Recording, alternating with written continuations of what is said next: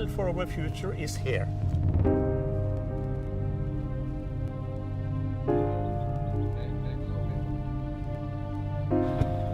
If it is cheaper to save the world and more meaningful to save the world than to spoil the world with rotten material from the past, and we have just reached the tipping point, not the fair tipping point of everything will collapse, but the tipping point of people understanding and can act together. So everyone can participate in this, and they should. They should invest in their future, not only in their car and in their houses and their television set. Invest in yourself, in your children, and the future of the children of the world.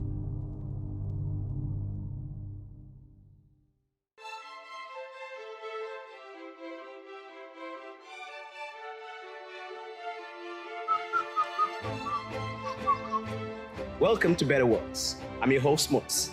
Today is Earth Day, a day we come together to celebrate the beauty that is our home, our planet.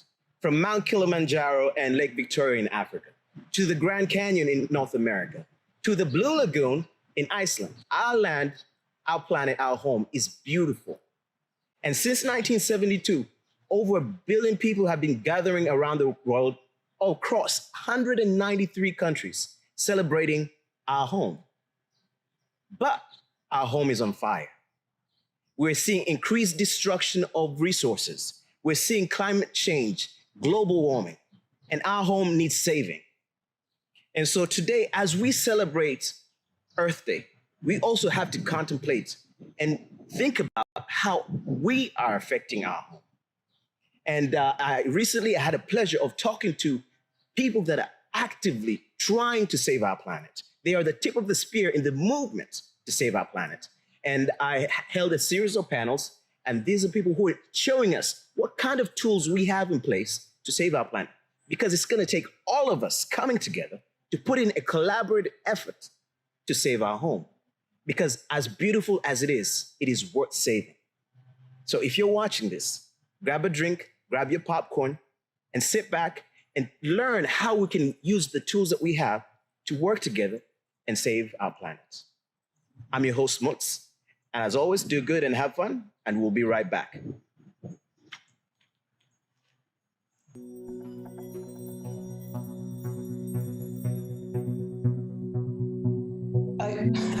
Last year I went to Guatemala, and my whole focus for that trip was to, how do we decentralize this? How is DeFi, ReFi, how does that work in the jungle? You know, how do we get these people on the chain? And I was sat with these indigenous communities, and they were just like, Snap, how does it work? You know, show me the app, show me the, oh, that means I can just do peer-to-peer transactions to this guy over in that village, and that means that I can now be bought into this parcel of land that I get to control, and then the benefits, the rewards, the tokens, it was just snap. They just got this immediacy. They got the whole trustless aspect of Web3, that they don't have to go through a third party. They're just on that. That's my experience, you know. It's so intuitive as a system because it's so close to the barter system, right? It's so human in that sense.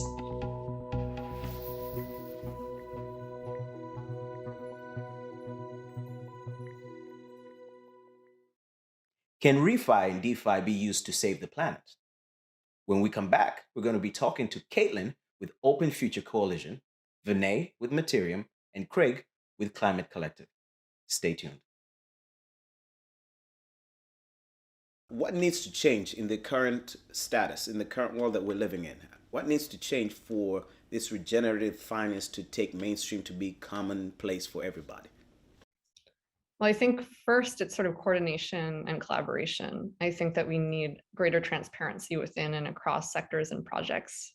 I think that before we even move to strictly capital market style definitions, it's really about transparency of data. It's about learning forward. It's about peer-to-peer learning and ensuring that the right people have right information at the right time. And I also believe that what we're measuring and why is an essential component of how we might define a regenerative project. I think that a measure for success would not just be based on the outcome of one project, but our ability to templatize, to share learnings with others, to capture qualitative and quantitative data, and then to maintain transparency and context at scale. And so my definition of value within these projects is really the ability to capture that contextually aware information in a way that both, going back to that sort of dance, is able to empower these efforts to provision for themselves by interfacing with existing capital markets, but also over time provides new ways of defining what value is in closer and closer terms to value for people and planet, and starts to capture some of these otherwise kind of intangible assets and local multipliers and other types of information that are currently not being accounted for, but are certainly impacting all of our economies. Right. So the question that I kind of look at the future through is basically, what year is it, right? If you think about, the Ethereum blockchain, the question was always like, what year is this in the blockchain relative to, say, the unfolding of computers? Is it 1976 in Ethereum as the homebrew computer club? Is it 1999 in Ethereum as the early stages of Amazon? We're thinking in terms of like technology adoption curves, public awareness, these kind of things. So in that sort of spectrum, I would say that ReFi is sort of kind of where the internet was just about maybe 2 years after email was invented. It's very, very, very early. Because at this point, it's quite hard to demonstrate that wealth is being preserved when it's moved out of the destructive economy and into the regenerative economy. It's not impossible, but it's tricky. And there's a question about what the carrying capacity is, right? If we say that we don't want more than, say, 0.5% or 1% or 2% of slippage in financial capital terms as we move money out of the destructive economy and into the regenerative economy, how much money can we move before we've exhausted all the opportunities that are both properly regenerative and also don't destroy the financial capital when you move it across? And that carrying capacity question is really the crux of the entire thing. Because if we oversell, then you wind up with a bunch of projects which are either not properly regenerative or destroy wealth when you move them in. And so it becomes this very delicate dance of not overreaching past the capacity that we have to actually provide regenerative financial instruments, regenerative financial products, while at the same time acknowledging that the world is super seriously on fire. And then the question is, well, how much slippage are we willing to tolerate? If this costs me 15% of the wealth in the investment, but it saves the lives of 25,000 people from starvation because we stabilize their agriculture, well, maybe our cost per life is $300 or $400, right? And those kind of equations are only really present right now in sort of actuaries and insurance companies and lawsuits about industrial accidents. Pricing lives is something that only really happens in lawsuits, but it is actually part of a regenerative finance platform in the same way that pricing nature is. What is a species worth? Well, it's literally priceless. Do we start assigning dollar values on what's priceless to try and get capitalism to respect that? It's number 35 million, right? It's a very, very delicate balance.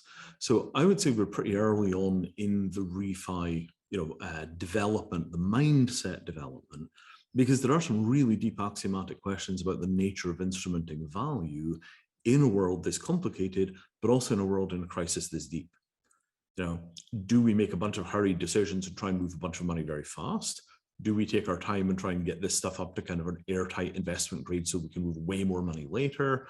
And I think it's important we have a diversity of approaches in that space, but frankly, the whole thing gives me a headache. I would say 90 to 99%, and that's a made up number, but in my mind, 99% of the people have grown up in this old economy, right? And so how do we translate that to them in saying that could they potentially get similar returns, or at least make buy in this new economy, whereby they say, now I'm willing to adapt this new economy and take it on, because I understand we need to regenerate the earth, we need to value human life, we need to value our resources, but at the same time, I need to have some returns.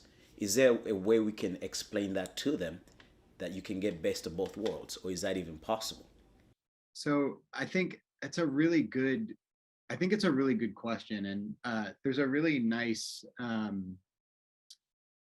talk that's been given by Sepp Kamvar, who is one of the co-founders of Celo. And, obviously not to talk our own book here, but the point of what he says and the point of this talk is to say, like, how can we make money beautiful, right? And how can we sort of make sure that the incentives behind currencies that we're trading and the things that we're bringing on to back up these digital currencies are things that we want to value.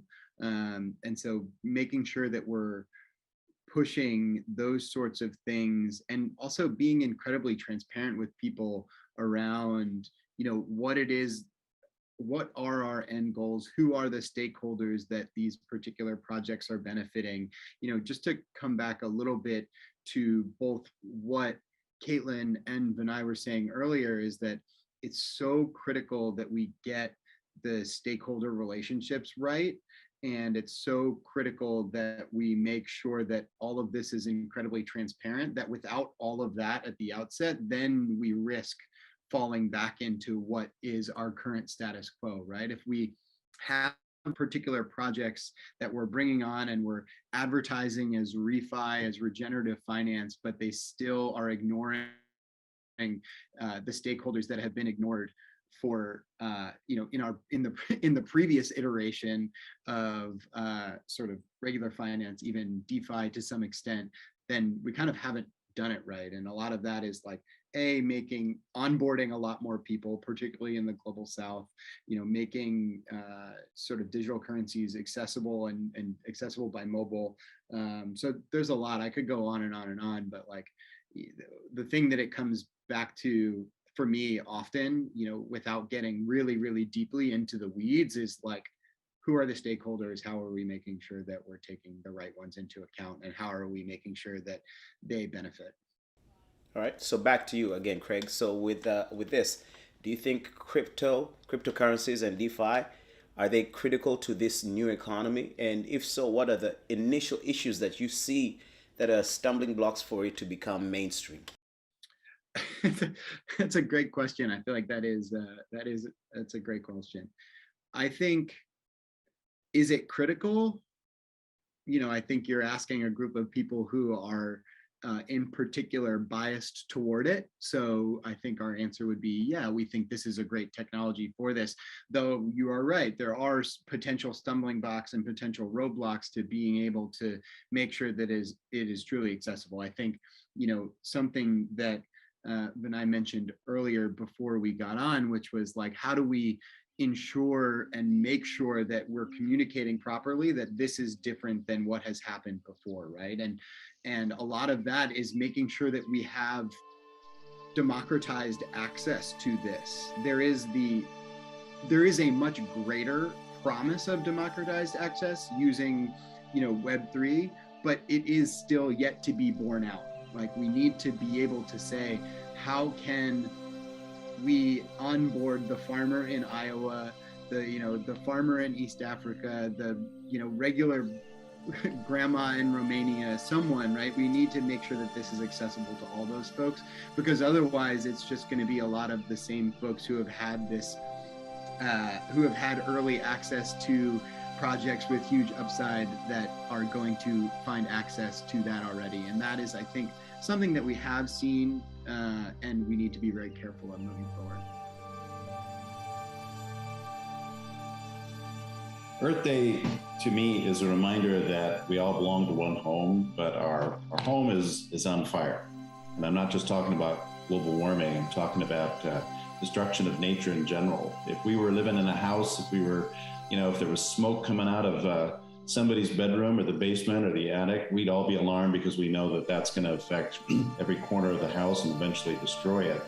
And we need to be thinking like that. But I think, you know, global warming is a hard thing to get our arms around, literally. We know that Earth's getting hotter, but, you know, how fast and what can we do about it? It just seems overwhelming. And I think a good thing to focus on is what's happening with wild animals and their homes. These are homes that we share, wild habitats. And because they are indicators really of what's happening to Earth, to our ecosystems. Rhinos, tigers, elephants, bears, so many other species we don't even think about that are starting to, you know, slide toward extinction. These are warning signs, huge warning signs. These are indicators, balloons that have gone up showing us that ecosystems are starting to unravel. So everything we can do to protect these wild animals has a positive knock-on effect to habitats, ecosystems, the air, water, everything that we all, share with them and each other in this earth. And I think one of the reasons that we're still seeing things go in the wrong direction, hotter climate, species decline, et cetera, is because the destruction of nature, the extraction of it for commercial purposes, is still much more rewarding than the protection of nature. And I think we need to reverse that equation. And I think one way to do that, we hope, one thing our organization, Freeland, and the campaign we belong to, End Pandemics, is working on, is to make nature protection more rewarding. And we'd like to try to do that through blockchain technology, tokenizing efforts, creating NFTs that allow everybody in the world to participate in, join up and support protective efforts to reward impact. And that's something that we'll continue to work on. I hope it's a lesson we can learn from Earth Day, and I hope we can all join hands much more efficiently through technology. Thanks.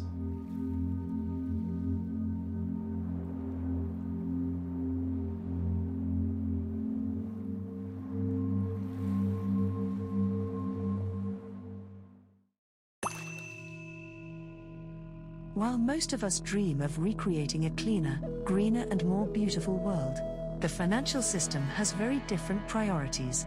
It relies on infinite exploitation to feed a dream of endless growth. In reality though, our lives depend on one planet with finite resources, and with that planet in the midst of a climate crisis, this disconnect between our financial system and our ecosystem is one we can no longer afford. Seeds offers a solution, a movement that allows us to share financial success, distribute value fairly, and move towards the common vision of a thriving civilization. Seeds gives humanity the tools to reimagine what money can be and do. A financial ecosystem designed to regenerate our planet and all who depend on it.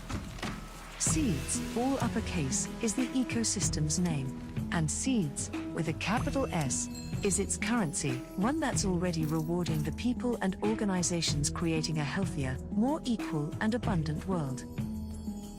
Seeds uses cutting-edge technology aimed at creating a more healthy and stable economy. And there are no fees for using it. In fact, the more you exchange, the more value you help create. Value that Seeds reinvests in the planet via grants to community projects, regenerative businesses, and movements. Better still, as the value of Seeds grows, it flows to all members of the Seeds ecosystem, not based on wealth, but on how much they contribute to healing the planet and shaping Seeds itself. That's right, Seeds is a true democracy that lets us all own the change we want to see in the world. Finally, a financial system, by the people, for the people, to regenerate our planet. Yes, let's do this.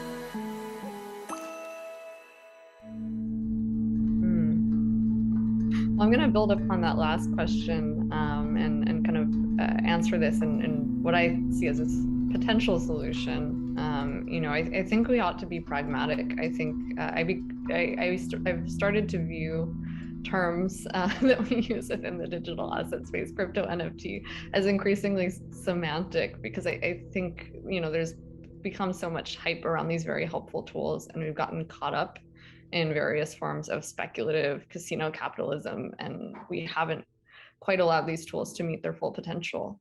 And so I think that the fundamental first step is less around kind of that tooling and more around first beginning to prototype distributed ways of working together and participatory decision making, as Craig mentioned.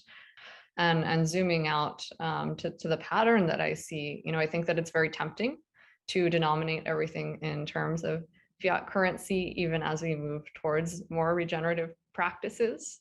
And nodding to what Vinay shared, I think we ought to create that line between the sacred and profane.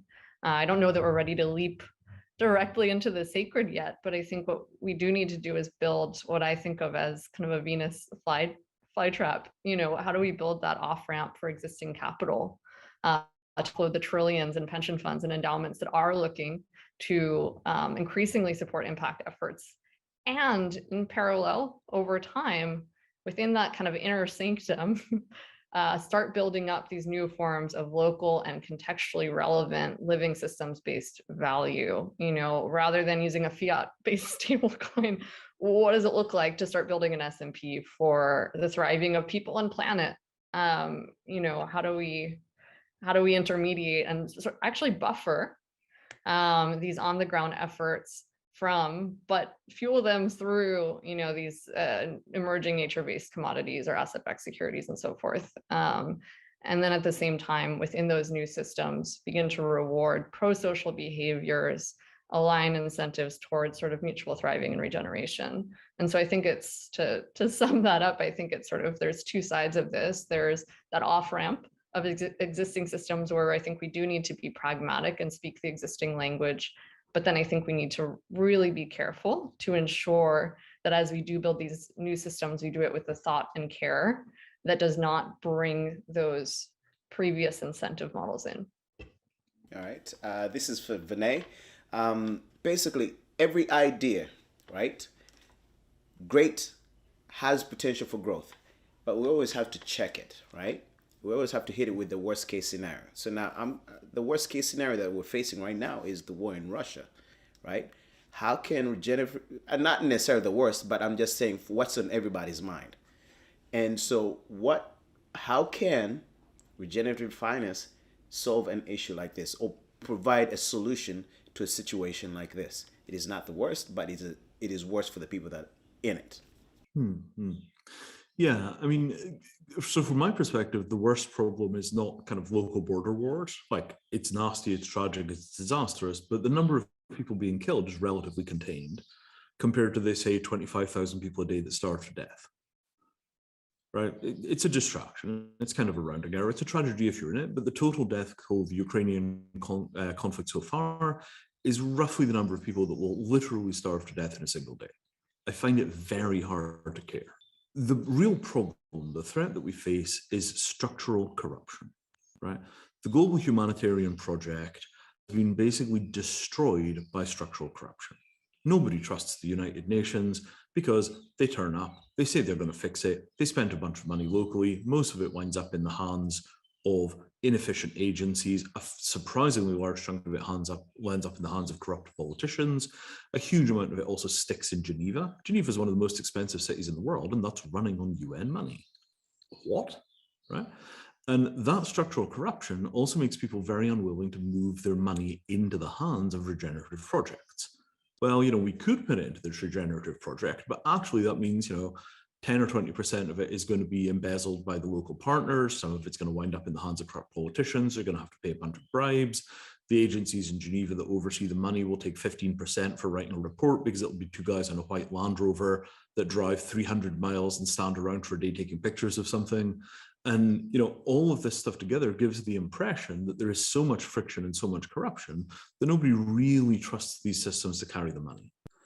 And that has pretty much destroyed faith in humanitarianism over decades, to the point where ordinary people are very reluctant to put their money into charities that are going to go out there and save people's lives because they just don't believe they're going to get the returns. The less wrong folks and I'm trying to remember what the word I'm looking for here is, the philanthropic arm of less wrong, the thing that's to give well and all these kind of things, you know, have really attempted to clean up the, you know, charitable processes to the point where you say, okay, this charity will save one life for $5,000.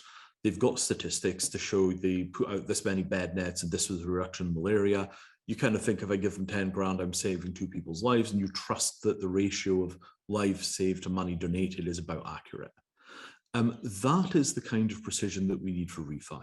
We need to be able to show you what you're getting for your dollar, and we especially need to be able to show you that no parasitic wretch is living off that process in a way that is outside the terms of the deal.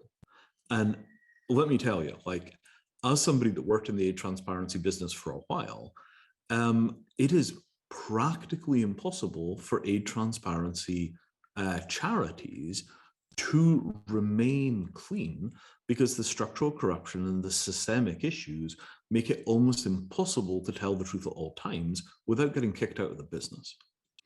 And this is where the blockchain becomes the sharpest of all double-edged swords, because we can absolutely verify that somebody put this piece of information on the chain at this time and vouched that it was true. But the question is, when they lie, are we going to be able to follow up and either get the money back or kick them out of the business? Because we don't have the ability to detect fraud and enforce against fraud in this international, multi-jurisdiction, multi-actor kind of, complex cooperation space.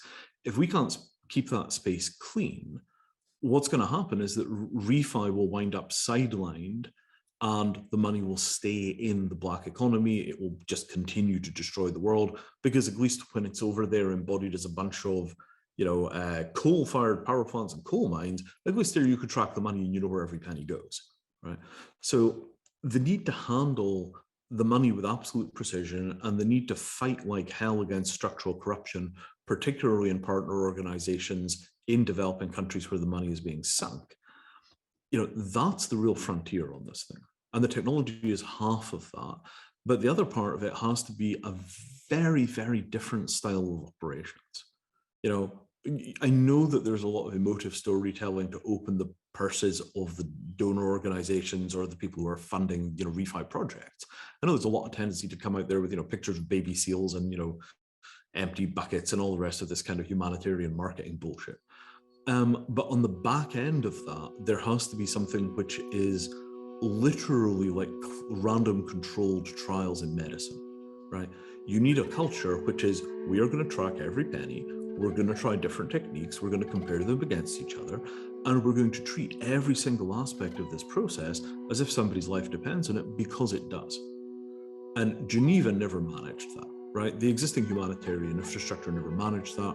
ReFi on the blockchain is another chance to change the culture of helpers into being a culture which watches every penny because lives depend on it. We have Darek Trowbridge with Soil Carbon Management, based in Sonoma County, California. Welcome, Darek. How are you doing? Hey, Moots. Hey, thank you. I'm good. I appreciate being here. Well, thank you for coming on the show. Now, today is Earth Day, and we are celebrating our home, our Mother Earth. What does Earth Day mean to you? To me, it means a celebration. I work on the earth in agriculture every day, and I like Earth Day because it brings that out to other people who don't do that. It's more of a message, into their life, when typically if you're just in an office, you don't really work with the earth, you're inside. Right. And so can you tell the people what project are you working on currently that goes in line with the theme of the day, Earth Day? Yeah, absolutely. So to me, what we're doing is, as you know, California's been burning up too many fires over these last 5 years. And so we're using a byproduct of that, which is what they call fire fuel load management, to try to eliminate some materials. Right. And that puts wood chips on a truck. And we use those wood chips to inoculate them with fungi. And we get a product that goes on the soil, heals the soil heals the plants, farmer does better. And in the end, we sequester carbon out of the atmosphere. Nice. And so, if I may ask, how did you get into that? That's a great question. So I have a small winery called Old World Winery. It's a natural winery. There's actually a movie called Living Wine coming out next month that we're in on that. And over a period of 12 years, I was trying to resuscitate 120-year-old vines that my great-grandfather planted. Right. And that's what started using this material. So it's 12 years of R&D, and then we just finally made it its own company because we know that the climate needs healing and someone's got to help. Oh, awesome. And so I appreciate all that you are doing to help our planet. And I would love to have some of that wine if you can send some to Tulsa, right? Yeah, but, we can send it to Tulsa. Right. If we only have a few short minutes with you, if you could leave some parting words with anybody that's watching this, somebody that's tuned into our channel, they don't know how to get involved yet into saving our planet, what would you tell them on your perspective? How can they save our planet? That's a great question. You know, they can just get organics on the ground. If they have a backyard, just get some ground cover, stops the water loss, it adds carbon. It's a great place to grow some crops. Try planting seeds and growing them. That's really the best thing any person can do, is just start growing stuff. It'll bring you a whole different idea of what the world is if you're not doing it already. Awesome. So basically, just grow some stuff. You have some piece of land, grow some garden, grow some plants, grow some trees, and we're building the soil, and we're also helping carbon removal from the atmosphere. Is that right? That's right. That's the best way to go. And putting more carbon on the soil is the key. Not tilling it. You can do it without doing any work. You just need some compost, mulch, that kind of thing. Start with Awesome. that. Derek, thank you so much for your time. We appreciate all that you're doing. I will wait for the wine from Sonoma County. Yeah, And, you bet, man. Thank you. I hope to see you soon. Stay tuned for more from Vinay, Kaitlin, and Craig.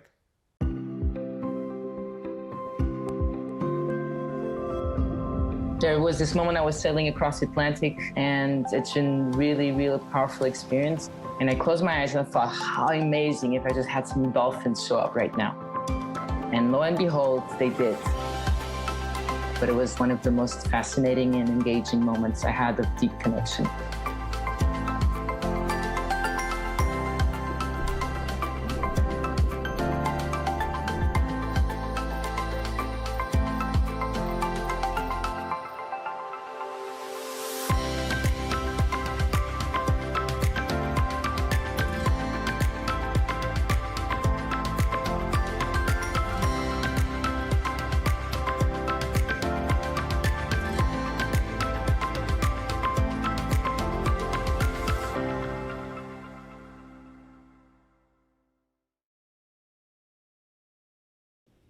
All right, so let me ask you again.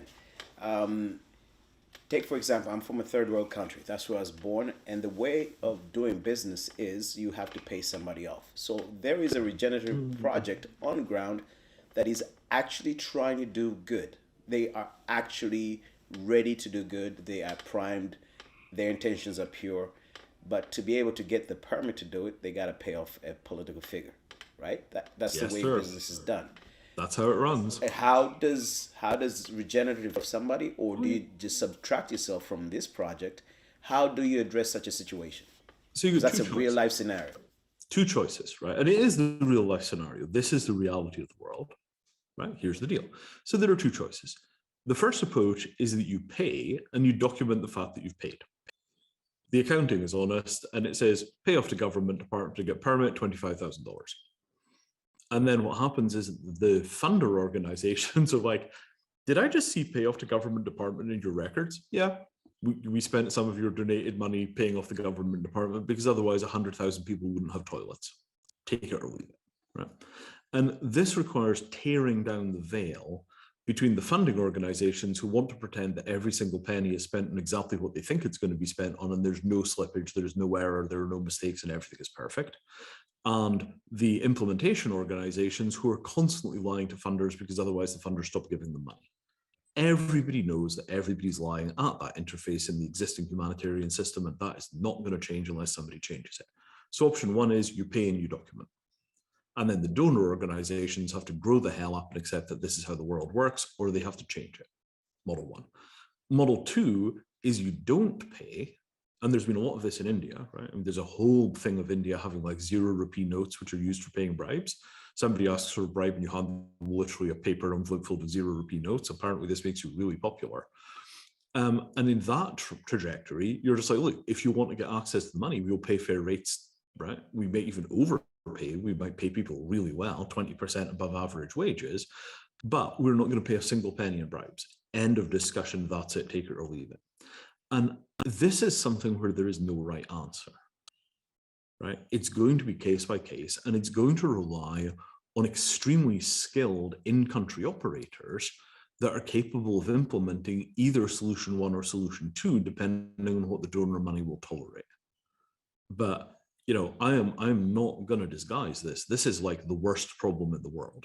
This is a problem on the level of Dr. doctors covering for other doctors in medical malpractice suits. This is the gory, horrific, real world end. And all of these projects live or die by their ability to handle that grim reality in a way which has some moral integrity, because if you don't, you wind up as Geneva. This is how the world operates. And if we come in with a solution, we need to know that this is what we're going to run into, and we need to address it at that point. And so, I mean, I'll tell you the truth, I still feel naive about this stuff, right? You know, Right. I saw it secondhand, I saw it as a bureaucrat. For the people that are actually standing on the ground with a backhoe digger trying to get projects funded, you know, their knowledge of these systems must be 50 million times mine. You know, I've had, right. and we are not the experts. So Craig, what do you believe is the future for regenerative finance in the next 3 to 5 years? I think we've spoken a lot about this sort of, and so I'll relay it specifically to the thing that's getting the most amount of press these days, which is carbon offsets and credits, the voluntary carbon market. It's sort of one of the things that ReFi has been able to begin to tackle more immediately. And the thing that is going to hold it back is a robust, verifiable supply of carbon offsets and credits. Much of the supply that is being brought on chain is older, lower quality. But to ReFi's credit, what we are doing, or what ReFi is doing, is giving people an easier, more transparent way to interact with this. So like, one, we have to build out, as we mentioned earlier, the ability for many people to sort of be able to interact with this, be able to offset. We need to enable institutions to get comfortable with offsetting and buying credits and buying biodiversity credits on chain, right? Like if you tell someone, you know, like Walmart, that they need to open wallets and sort of deal with their own custody of digital currency, like there's an education that's required for companies that are incredibly bureaucratic. So like that is one potential hurdle. And if we can address that, we've done a really good job. So that's on one side. And the other side is the supply side. We need like transparent, verifiable, high quality supply of credits in order for this to be a market that flourishes and sees its potential, rather than just become, another way for people to trade back and forth and try and like play more of a, play the quote unquote stock game or the DeFi game that has been very lucrative in the past. But if we're trying to, really make real change, those are kind of two of the big things that I see. So in, 3 to 5 years feels like a long time, because as we know, timing is literally of the essence, but hopefully we can tackle that by then. All right, so I have one last question for all three of you, and it's basically this. What is, in the work that you're doing, what is the key obstacle that you're facing right now?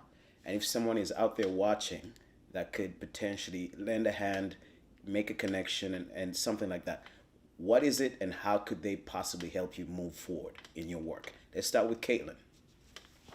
All right, I'll answer that broadly and specifically. Every minute I'm seeing resources that are just falling through. It feels like it's just falling through a sieve because we don't yet have the transparency that's required. There's a lot of folks that are trying to address what I think are, agreeing with Craig that there's both a supply side and a demand side solve that's required. Yet at the same time, we're so many miles away from the level of sort of transparent participatory measurement that is required. There's still folks waving their arms around saying, how can we possibly mobilize quickly enough to solve all of these crises? And we're not pointing at the answers that are already there, that are perpetually under-resourced, that are disconnected from one another, that are disconnected from the resources that they need, that are still spending, a third or more of their time applying for funding or working on reporting. And so I think the fundamental first solve, whether we're looking at supporting, the connection of 15,000 smallholder farmers in West Africa with buyers of commodities are helping to support interagency collaborations on the ground in refugee crisis. It's that first layer. It's I think we need to quickly mobilize the remaining funding that is required to build these infrastructures and get them adopted by as many on the ground efforts as we can, as quickly as possible. Specifically right now, again, whether it's in Ukraine or whether it's frontline indigenous efforts in the Amazon, we have folks that are, desperate for the tools. We see it every day. They're calling us. We're not even done building our tool yet, and they're saying, "How can I possibly leverage what you've built?" And so, yeah, we need resources to get as many folks as we can on and working with one another and measuring their efforts and connecting them with these resources as quickly as possible. All right. How about Craig? Sure. Building, everything that Kaitlin said is 100% true. So I don't want to, re-go over a lot of those issues. I think like the two things that I see is like, we need people, and we really need climate people. And I've said this, I said this earlier, in the introduction, is like, I want climate experts to realize that this is an area where they should spend their time and energy. It does two things. One, it provides an amount of credibility and legitimacy to this area, which is that people who are climate experts want to spend their time here. And two, it will allow for us not to make many of the same mistakes that happened in climate tech 1.0 when the kind of bottom fell out in 2007 to 2009. I acknowledge that there are differences in, technology. There's technology adoption curves. There's, we've increased, a lot has changed, but there are still mistakes that can be made, and there are learnings that we need to make sure to keep in mind when we're tackling this problem again, that I sometimes fear that we will miss if we ignore at our peril those who are experts and who have been through this in the first go around. The second thing that we need is, and like very concrete and specific, is like, we need people from large institutions and large companies to realize that this is where they should be sort of look to transacting and look to support. I think there is an ideal, but we do have to understand in many ways, as Vinay mentioned earlier, with respect to sort of the payoffs that you might make, we also have to understand the world in which we live in and the world in which we sort of interact. Like if the Fortune 100 companies decide that they don't want to participate, then we're in big trouble because they're our biggest emitters. So we need to make sure that they're convinced that this is an area where they should spend their time too. So talent and institutional buy-in. Thank you. Vinay, you got an answer for us now? Yeah, I would like a really good, solid, fair trade gold project in probably Africa, maybe South America. I spent a lot of time in the aid world, and I basically am building tooling for handling high value goods with complex trust profiles.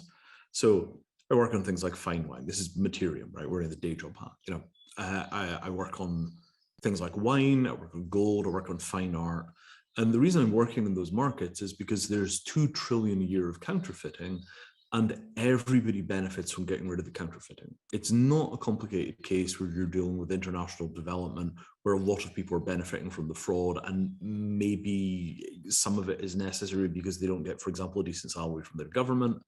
Those things are very, very complicated. What I'm building is international contract enforceability machinery that can reach across national borders, use evidence collected on chain, and then do meaningful enforcement with financial consequences for bad actors.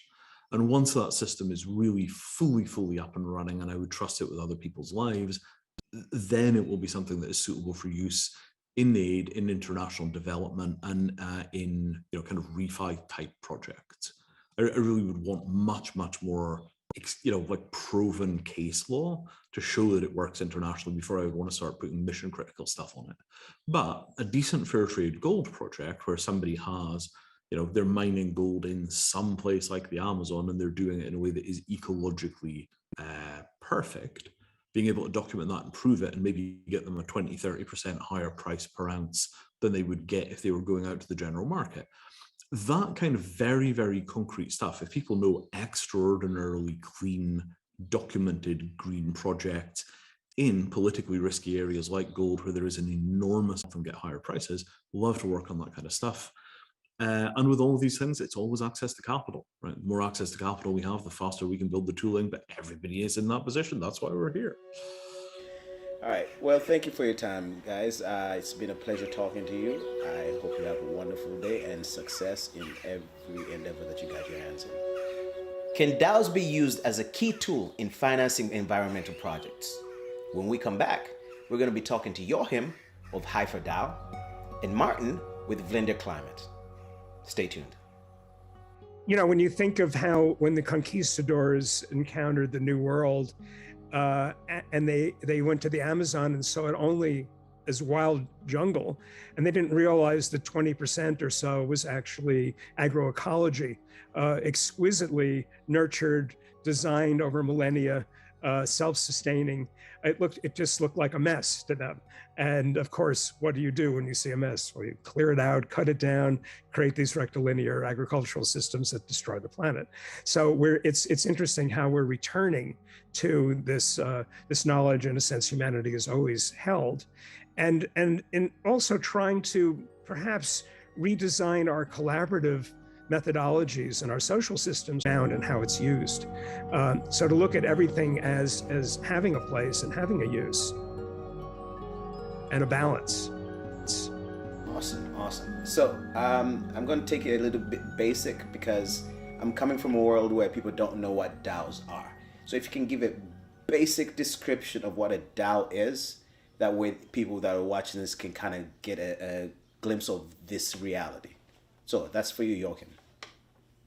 Sure. So DAO stands for Decentralized Autonomous Organization.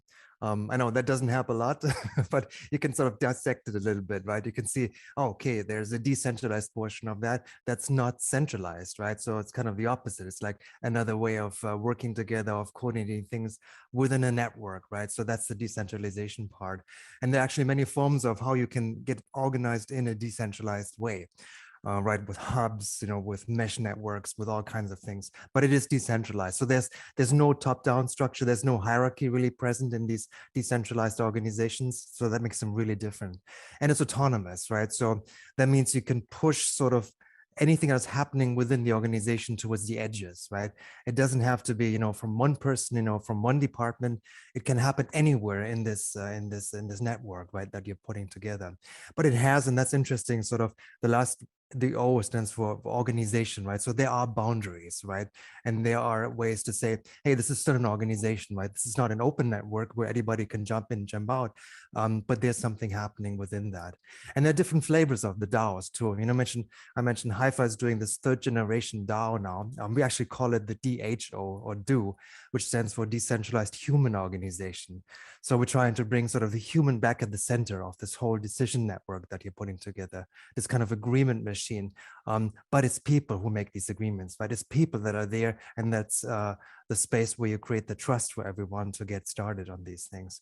So that for me is this new form of organization, right? The DAO, the DO, however you want to call it, and really becoming, and we'll probably get to that later, even a new organizational form, right? You can now register a DAO in Wyoming as a DAO LLC. So very interesting developments happening right now, and very rapidly too.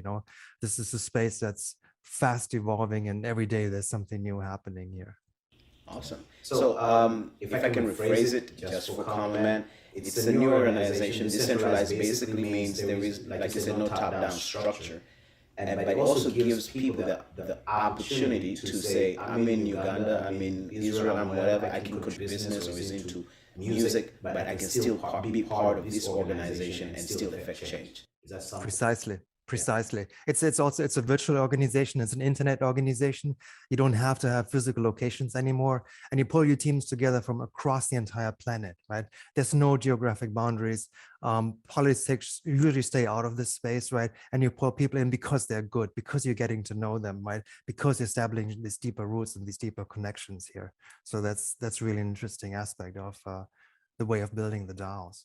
So that kind of answers the next question, but I want you to expand on it, Martin. So how do you see DAOs bringing people together around the world to effect change in the environmental projects?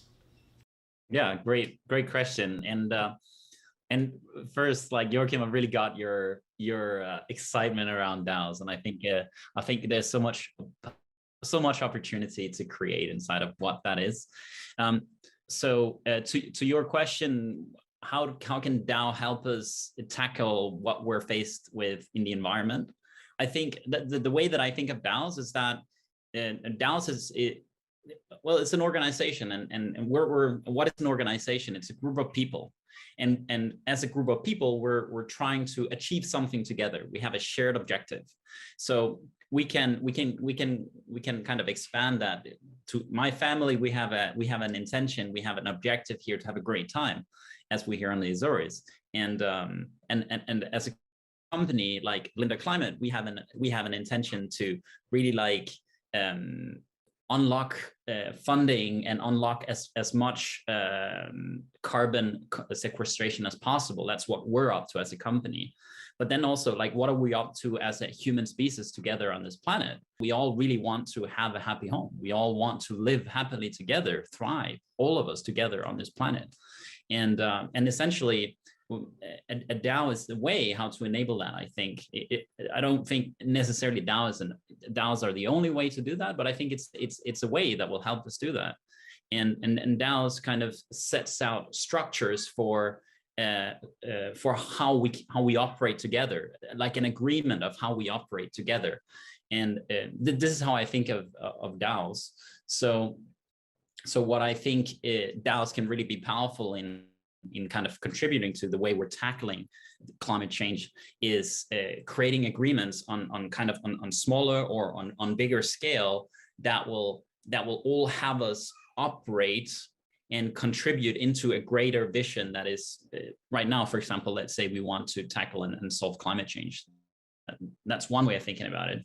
So I'm not super specific. I'm talking like quite conceptual here on a higher level. But please fire away with questions or anything if you want me to go in a more specific direction here. So you mentioned carbon sequestration, right? Basic carbon removal.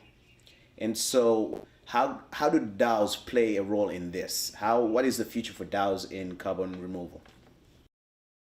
Right. So I think before it is that we take kind of DAO as a solution to that, what I would like to do is just kind of take a step back and look at carbon removal. What is that, and how do we solve that? What's the challenge, and how do we solve it? So for me, carbon removal is one of the two things that we simply have to do to win the battle against climate change.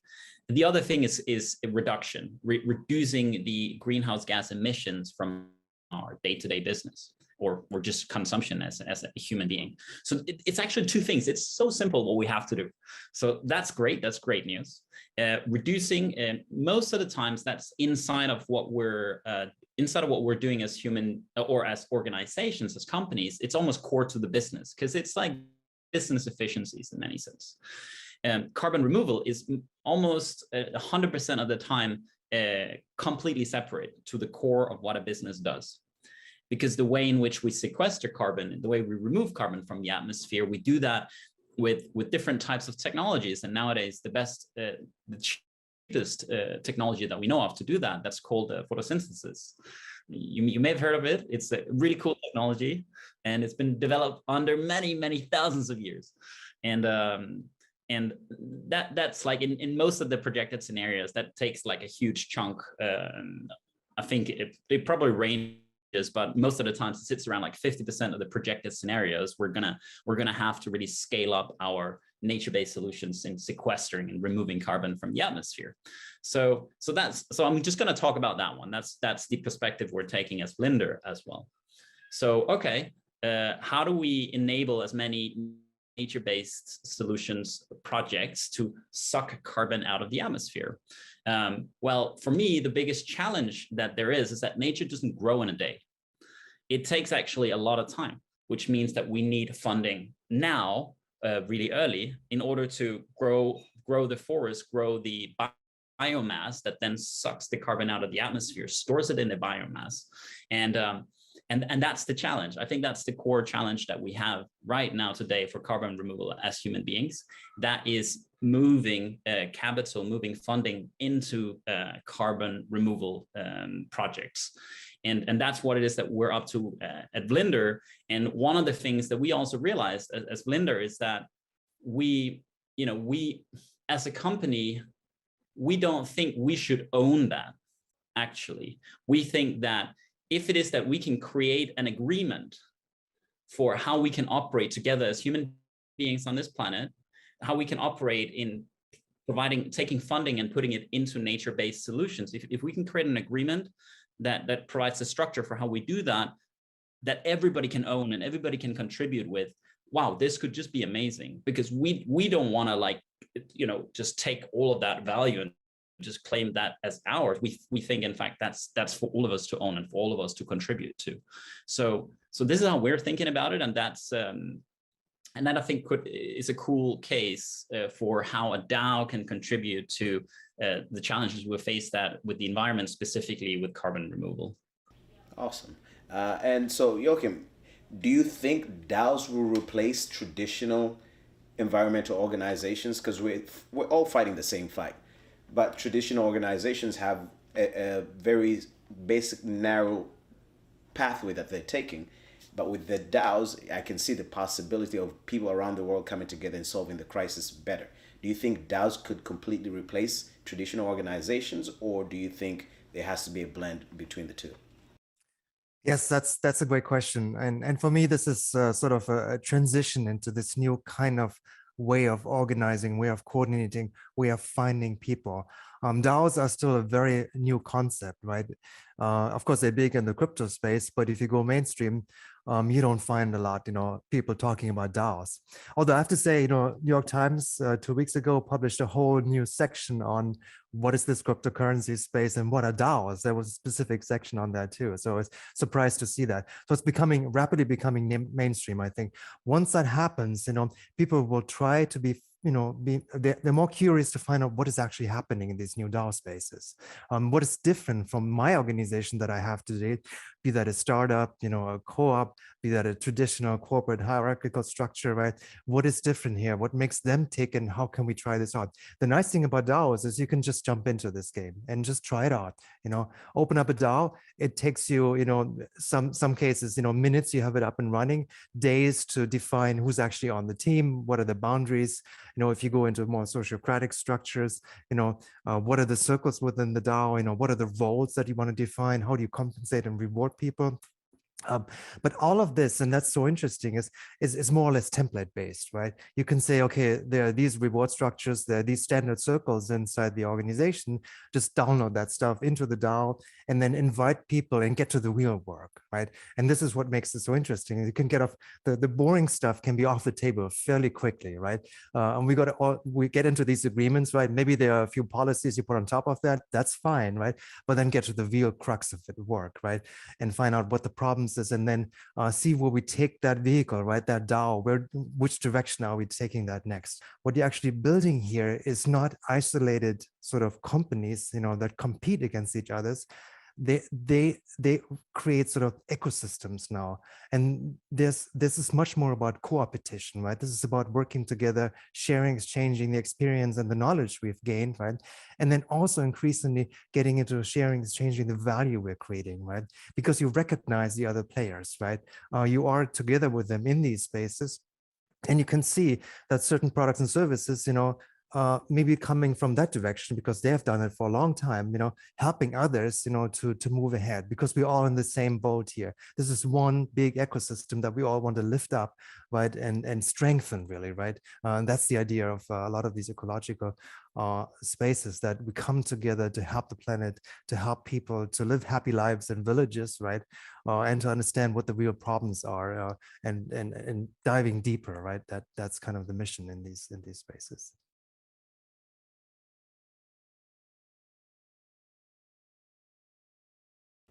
We have Gabby with Global Digital Asset and Cryptocurrency Association. How you doing, Gabby? I'm doing good. Thank you for having me on today. Well, thank you for being here. So now I got to ask, today, Earth Day, what are you currently working on that you're excited about?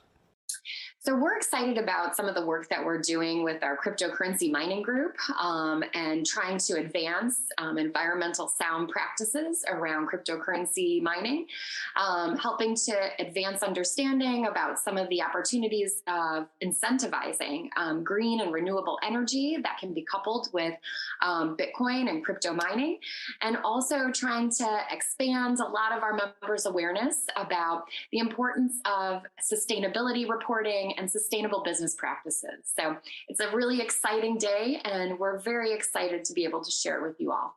All right. So if someone is watching this and they are, let's say, just getting into cryptocurrency, or they've been in a while, but they're not too deep, what can you tell them? How can they practice good mining, or what are good practices? Sure.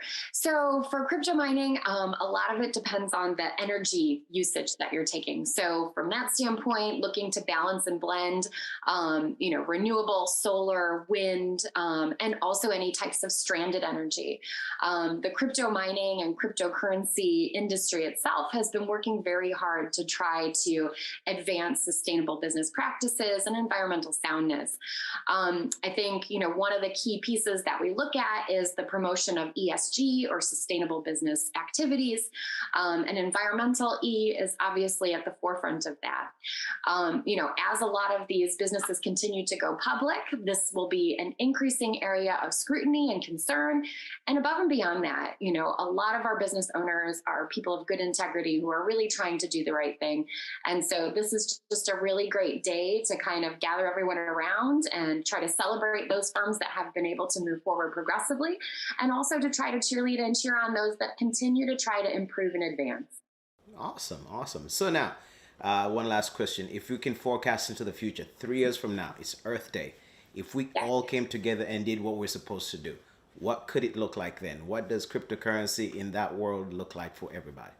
Well, I think if we all came together and we tried to advance crypto mining, we tried to advance cryptocurrency around financial inclusion, access to finance, and also just helping to build out businesses that have strong corporate governance, I think ideally what we would have is a much better world where people have a greater degree of access to financial resources, are much more involved in the formal sector, and where we have a much higher degree of equitable economic growth and shared prosperity worldwide. That would be a beautiful world to live in. Let's hope we actually join hands, build this future together, and come to make it a reality for everybody. I do appreciate your time. Thank you for coming on, for taking a few minutes out of your time. Let me let you go. Have a wonderful day, and I hope to see you soon. Thank you. Happy Earth Day. Happy Earth Day. Martin, this one's for you.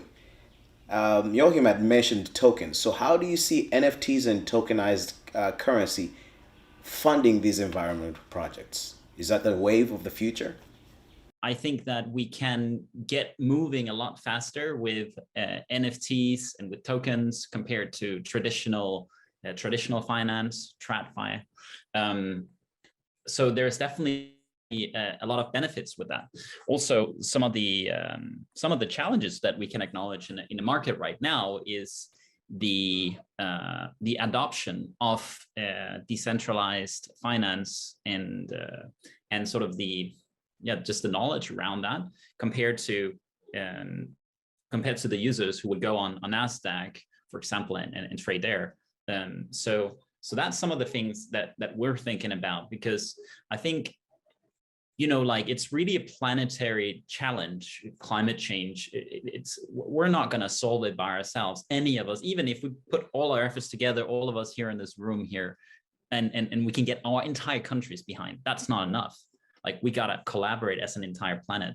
So how do we do that? Well, we got to think about how do we enable anybody to participate. And right now there's just a challenge with NFTs and tokens, where not anybody has access, or they have, but they may not have the expertise to, and some traditional finance provides that.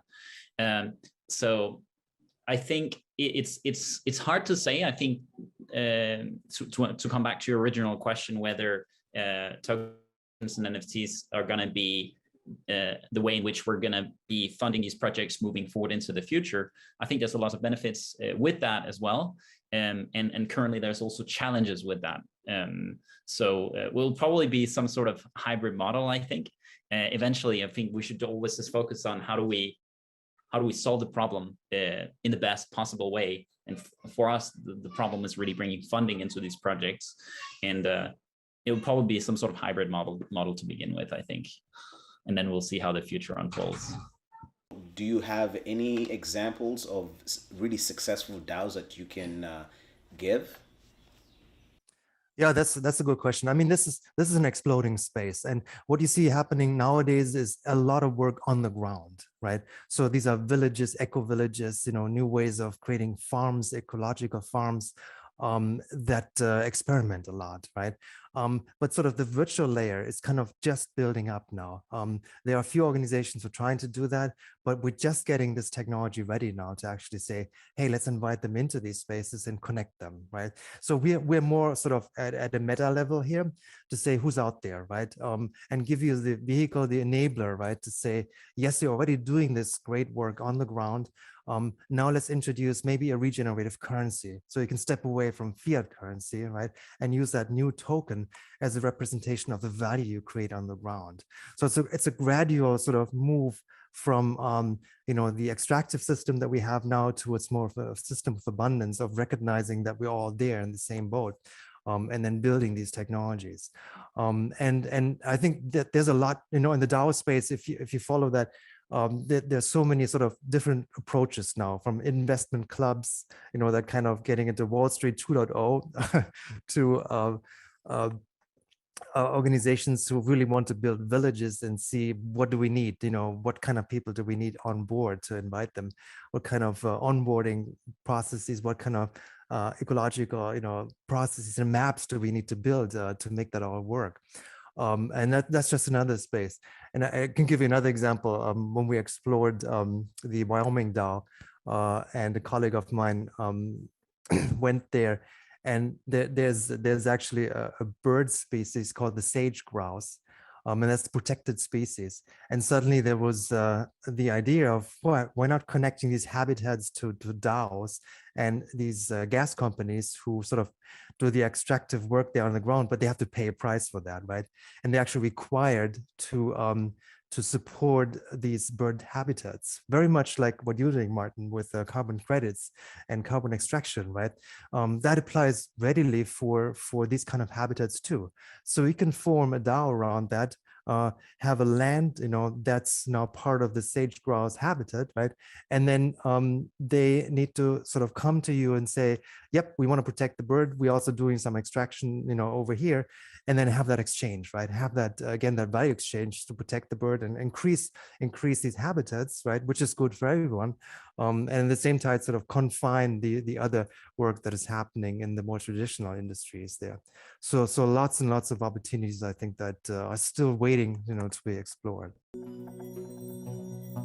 So, you know, society as a whole, the world as a whole, prices agriculture wrong, prices food wrong, because it abuses labor, it abuses the land, and it pollutes the downstream. The price of the tomato is wrong, as we all know. There's no external costs that are being charged to McDonald's for feeding everybody French fries, burgers, and ketchup. I have to figure out a different way for our farm to be economically successful, and it comes through teaching. It comes through building a community that says, hey, I'm glad that this exists. And it has to be people that are willing to pay more money for that tomato. And my wife jokes at me, she got this book when we were early in our marriage called The $64,000 Tomato. It was a fun book and everything, but I think my tomatoes really are $64,000 tomatoes. All right, so mine is a left field kind of question here, right?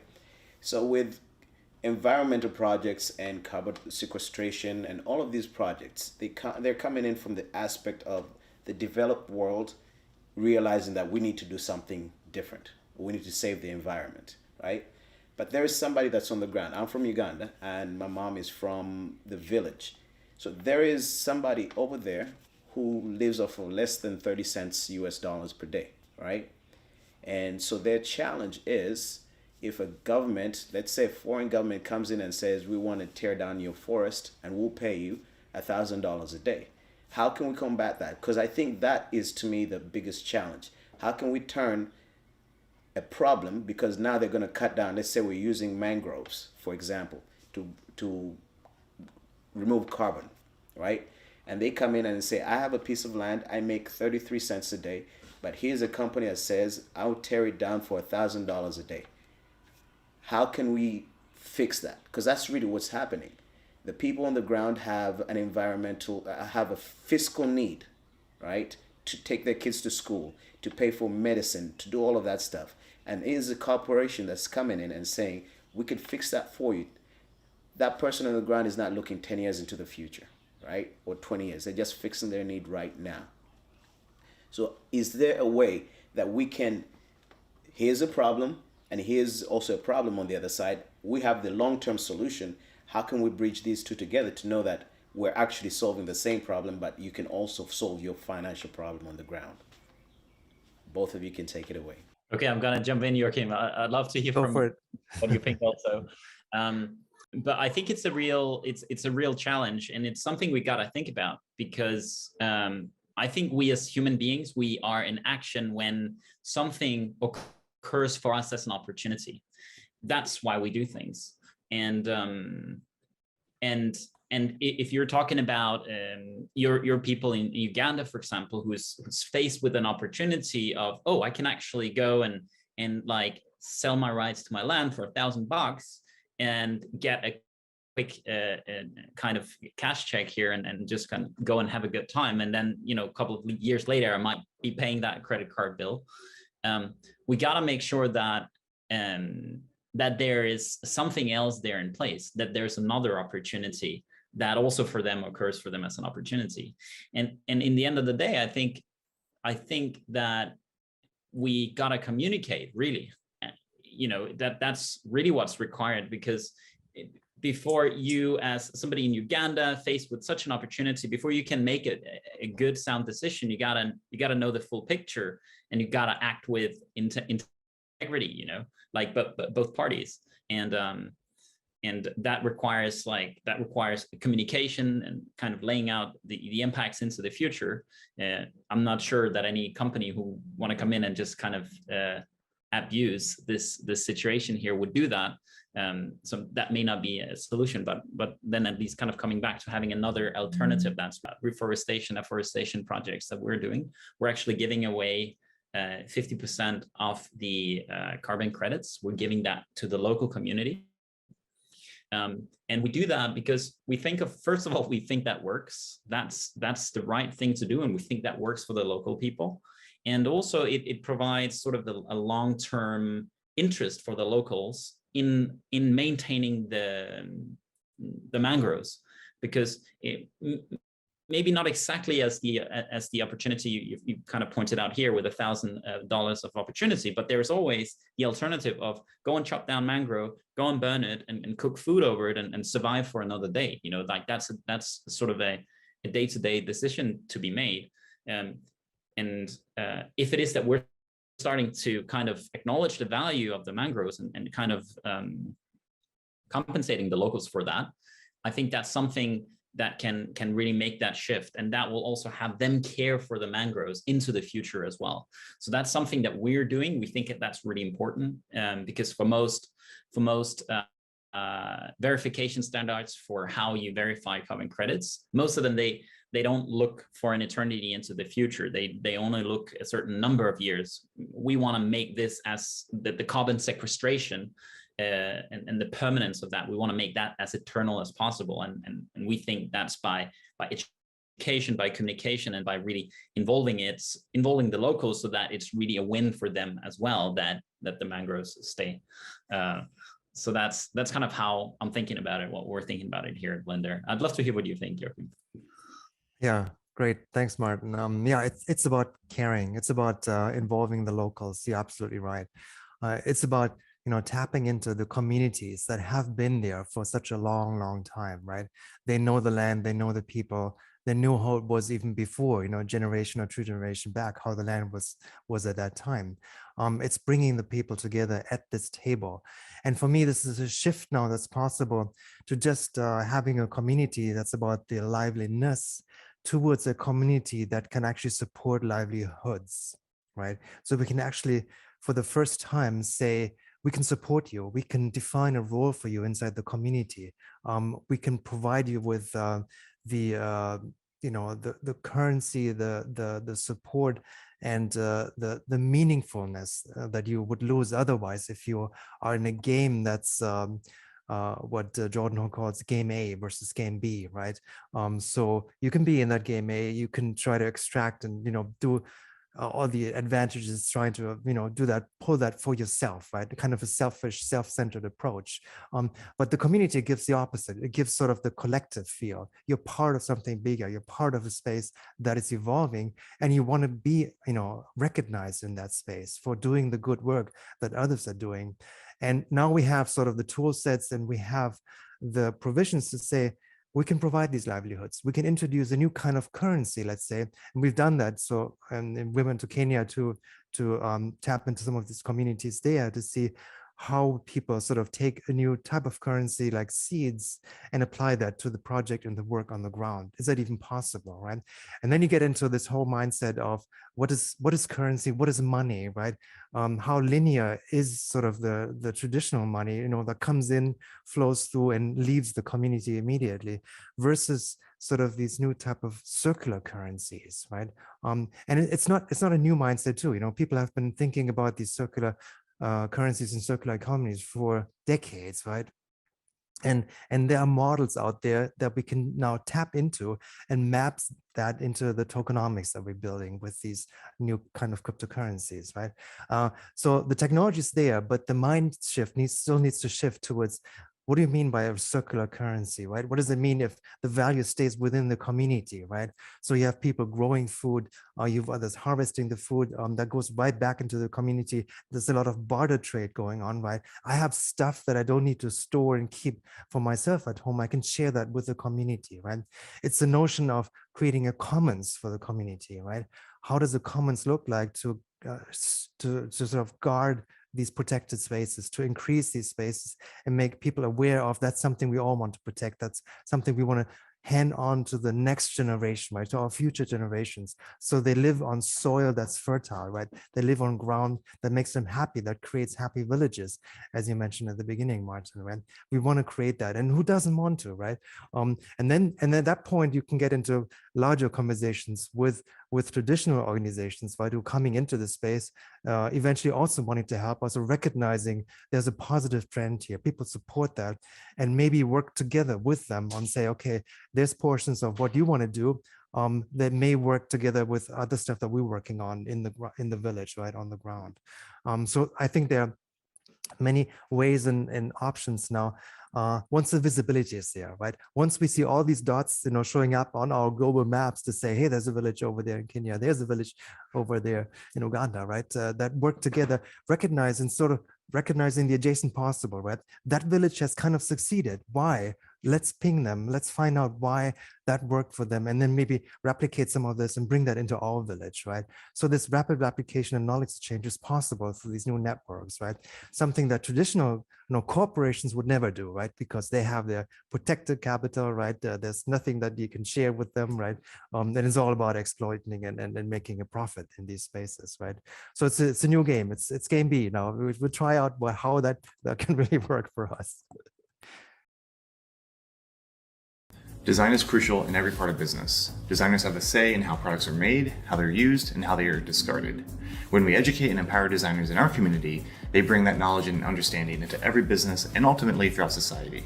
At Climate Designers, our purpose is to transform all designers into the innovators, leaders, and effective activists needed to address our climate emergency. Our mission is to empower designers of all kinds to utilize their skills for positive change while building satisfying careers that make an impact on our climate crisis. Through dialogue with one another and introspection about the design process itself, we're creating a new industry, or at least a new specialty, one that traverses the silos normally dividing different design specialties from one another.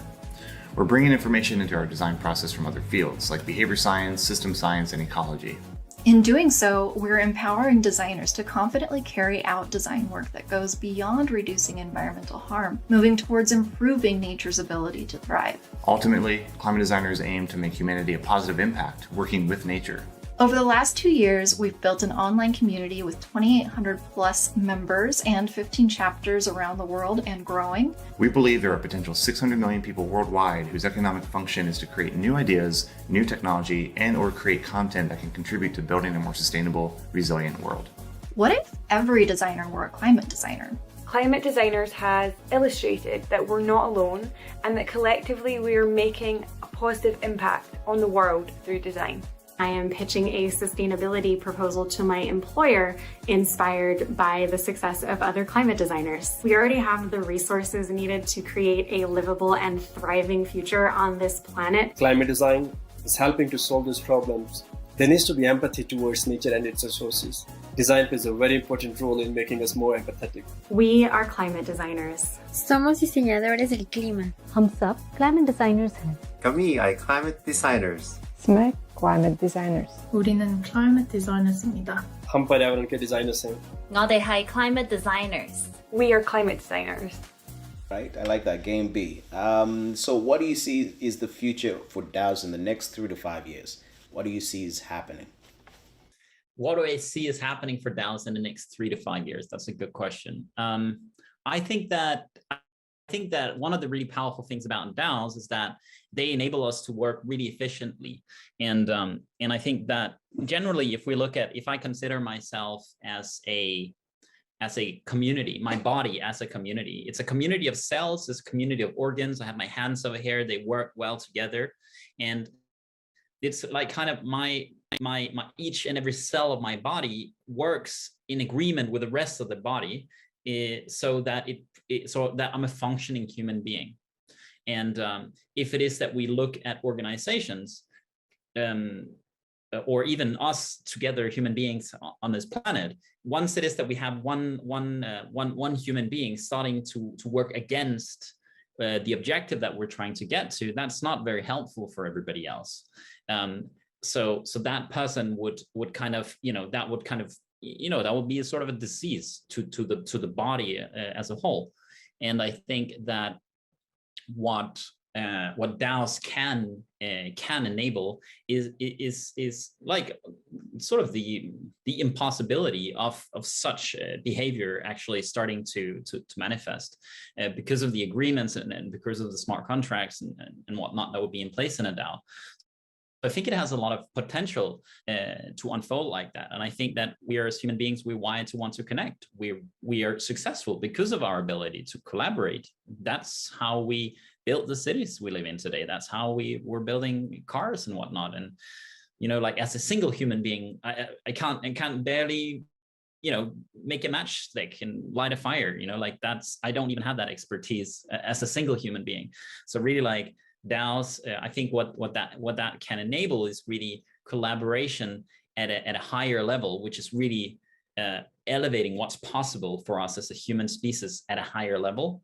I don't think it's a given. I don't think necessarily DAO just only will do that, because then we're also human beings, and we have our egos, and that kind of gets in our way sometimes. And I think as with any technology, DAOs has its kind of downsides as well, and that's something that we just gotta be mindful of. And we, as the wielder of the weapon of the technology, we gotta really be responsible ourselves as we are engaging in DAOs. So that's how I would answer that question. All right, and one last one for you, Joachim. With DAOs, in my mind, we're creating this new economy, a new system that is basically in contrast to the current system and the current economy, right? And so could companies like, I'm not going to name names, but could big conglomerates look at us and look at this new economy and say, how can we take this over? Because I believe it's the way of the future, right? With our children growing up in this system, it's gonna be part and parcel of what we're doing. But could these big companies over here say, how can we take this over and basically exploit again? Because their interest is to get territory and to get economy, right? So they could see that this is the new wave. How can we get in there and exploit it and turn it around to make it ours? Sure. Yeah, that's a great question, and you can see many examples where this is actually already happening. Sort of small, these investment style clubs wanting to take over the world, and buying stuff or having an impact. So that mindset exists already in these spaces. But what is, for me, what is really important is we don't want to sort of fight the existing system, right? Buckminster Fuller said, don't fight it, offer something new that's better than what we have today, right? And then give an opportunity to build a bridge, right? For these organizations that are still in this classic oriented, extractive, top-down oriented mindset, let them try it out, right? See what the difference is. And for me, if you go through this, if you step over the bridge, you transform yourself too, because you're going from a centralized top-down entity towards much more decentralized. There's something that's inherently biased in this new technology, right? As Douglas Rushkoff says, technology is biased. Everything is biased there, right? And so we have built our old system on this old, technology and capitalist mindset of, extracting and growing, right? These new systems have a different bias, right? They're sort of predisposed for, let's explore something bigger. Let's explore something, seeing it as a whole, right? Seeing as, you are part of something that grows together. It's much more organic. And when you go through this transition, when you step over the bridge, I think something happens with you personally, and also with others working together in these spaces. So that for me is the opportunity to show them what is possible on the other side, right? Without being too far away, too esoteric, too different minded that people don't recognize you anymore, but it has to be something that's recognizable and workable, right? So it's a structure preserving transformation, right? So you're going from something that worked in the old world, but now works similarly, but in a whole different context, right? And the purpose is different, the orientation is different, right? The goals are different, and the world around is changing it too, right? So you have to bring all of these factors into consideration here and create this better world, right? Create this next phase in our humanity to say, we're ready to do this, right? Suddenly, there's this phase shift happening, right? I mentioned at the introduction, every 20 years, the internet goes through these phase shifts, right? From decentralized Web3, Web 1.0, right? Tim Berners-Lee invents that thing, everybody looks at this, it explodes. Then this contraction phase, 20 years, into centralized companies extracting your data, right? And selling that to the highest bidders. Now again, converting that, inverting that into something that's much more bottom up, right? Where anybody can launch these organizations in no time, but with a different mindset, with an ecosystemic mindset, with a mindset of saying, we are in this together, right? And we recognize each other in these spaces, right? And we build the trust in these spaces. And as soon as some entity comes into this space that is very extractive, right? Or wants to sort of go in there for their own profit, for their own selfish, mind and way of working, you recognize that, and they will be pushed to the edges, right? So they're not really suddenly part of this, and that recognition is an inherent human trait, right? We have that built into our mind. And that's the beauty of this, that goes hand in hand with this new ecology and this new kind of technology we are building together here. All right, so basically at the core of this new technology, this new economy, the DNA is already structured to recognize those kinds of entities or ideas and kind of put them to the fringe. But at the core, we're going to build this new collaborative effort where we're solving problems together and we're all solving the issues that are on the ground. Is that That's right? beautifully said. That's right. It's the DNA, that's built into these new tools. And then we can also take that DNA and give it to the next generation, right? We're building it with Hypha now as a socio-ecological and sort of ecosystemic way to say, you are the parent and you have children, right? You have children DAOs now, and you want to make sure that the child really is born into a world that has everything it needs, right? So all the learnings that we had, right, can be rightly transferred into this next generation. But they take it then, and they are autonomous again, right? They take it in whole new directions that you as a parent would never think about, right? We don't know what happens. So we have to sort of let go of that, let's hold on to that control, this space, right? To let's flourish, let's try to experiment. Let's see what happens in the next generation. They know what we've done, right? They have the DNA that we gave them already, but now they can do something else. They build it out after generation, after generation, after generation, right? That's the beauty of it. Awesome. So now, any last remarks in your field? What would you want the viewers that are watching this, what would you want to leave them with? What is maybe your biggest challenge, or how could they reach out to you or maybe even help you with what you're trying to do? Let's start with Martin. Yeah, I think that's look in the mirror and make a change.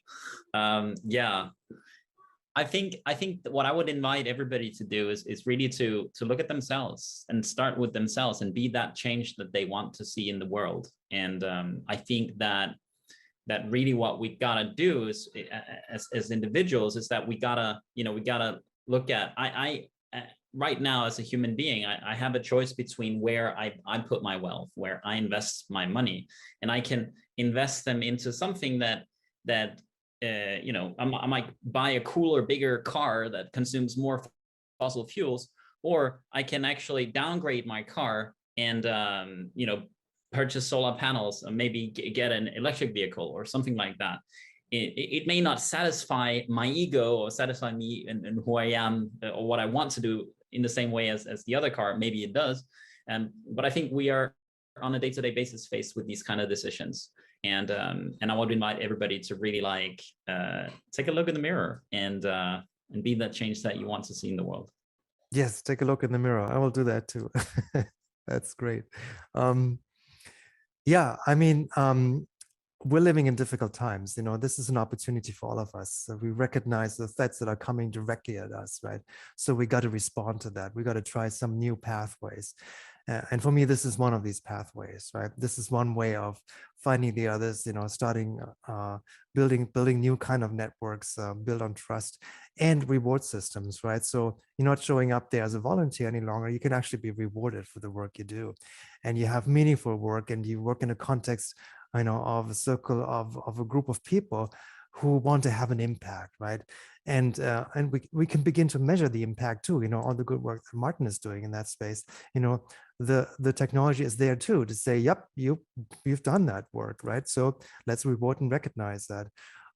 So find each other and go try out these new technologies, right? You've nothing to lose, right? It's all out there.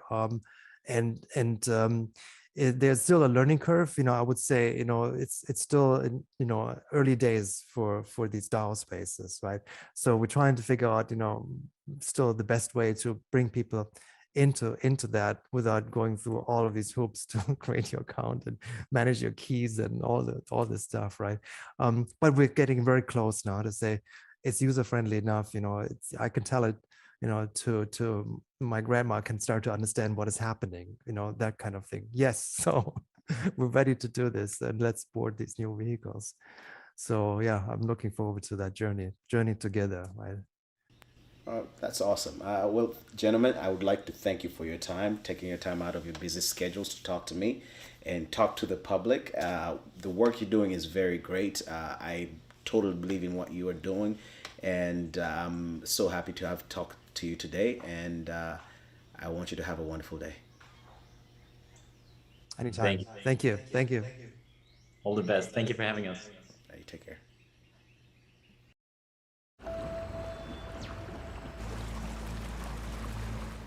The major problem today is all the CO2 climate gases we have left in the atmosphere. And here is the solution: trees.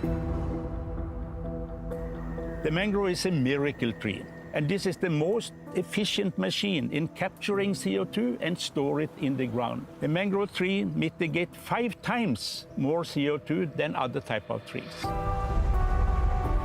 One mangrove tree can produce oxygen for 4 people. It grows fast, it's easy to plant, and there is plenty of land to plant mangrove trees. From now on, we know we can move very fast. We can plant more than 1 billion trees within the next 10 years. It's like a miracle when the forest has been restored. Life is coming back. They produce food and shelter for small fish, so we get 50% more seafood in mangrove forest. And when people see that they earn more money from keeping the forest than to cutting down the trees, they will maintain it. And if we don't realize that nature is our future, we have no future. Action is needed immediately. Join us and help us to plant more trees.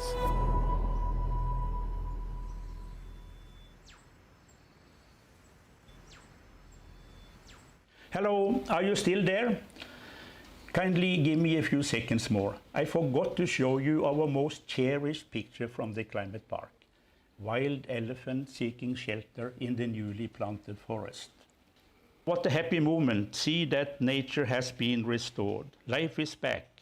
Join us in this wonderful journey. We plant hope. Call us. We are here for you, for everyone looking for solutions. Thank you and welcome. See you in the climate park. Can mangrove habitats be saved with blockchain and Web3? When we come back, we're going to be talking to Zhao and Victor with Starboard and Duncan with Veritry. Join our Mangrove Collaboration Challenge. Work with first-class designers to upgrade ReFi solutions for real-world applications. Have your work recognized in circles with notable investors, influencers, and domain experts. Register today at betterworlds.com/challenge. Awesome. And so how do you see Web3? Are there like incentives that Web3 can give the mangrove reforestation project for the people on the ground, right? Because they're the ones who are helping replant and take care and protect the mangroves that are being reforested. So are there any incentives that the Web3 community can give to these people on the ground to basically keep them motivated to do this job or this work? Yeah, if I could jump in for a second, that's a great question, and something that we've been focusing on, since I've been working at Veritry. Like Veritry grew out of a unique kind of position with Pentry, which was a clothing up, or is an apparel company that plants trees for every piece of clothing sold. And with that came a lot of experience working with communities on the ground to make sure that these trees stay in the ground. Yes. So at some point, every forest passes this, incentive line where the locals are no longer incentivized to keep the trees in the ground, whether it is, for lumber or for cooking or some, natural resource harvesting. We would like to focus on long-term incentives where people are able to reap the benefits that everyone, from the West is able to reap. So we're looking into like a bounty program where you can pay for different types of verification from, people who are just in the immediate vicinity.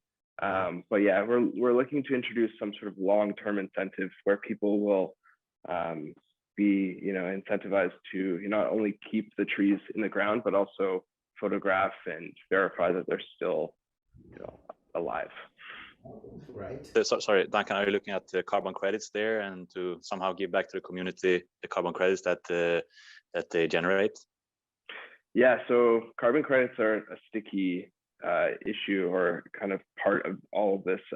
Right now, we're not focusing on any kind of accreditation or bringing them to market. However, the data that we're collecting, we hope one day will be, able to be ingested for some sort of accreditation. However, right now we're looking at DeFi as an interest-bearing solution to continuously pay people to do what we want, which is keep the trees in the ground.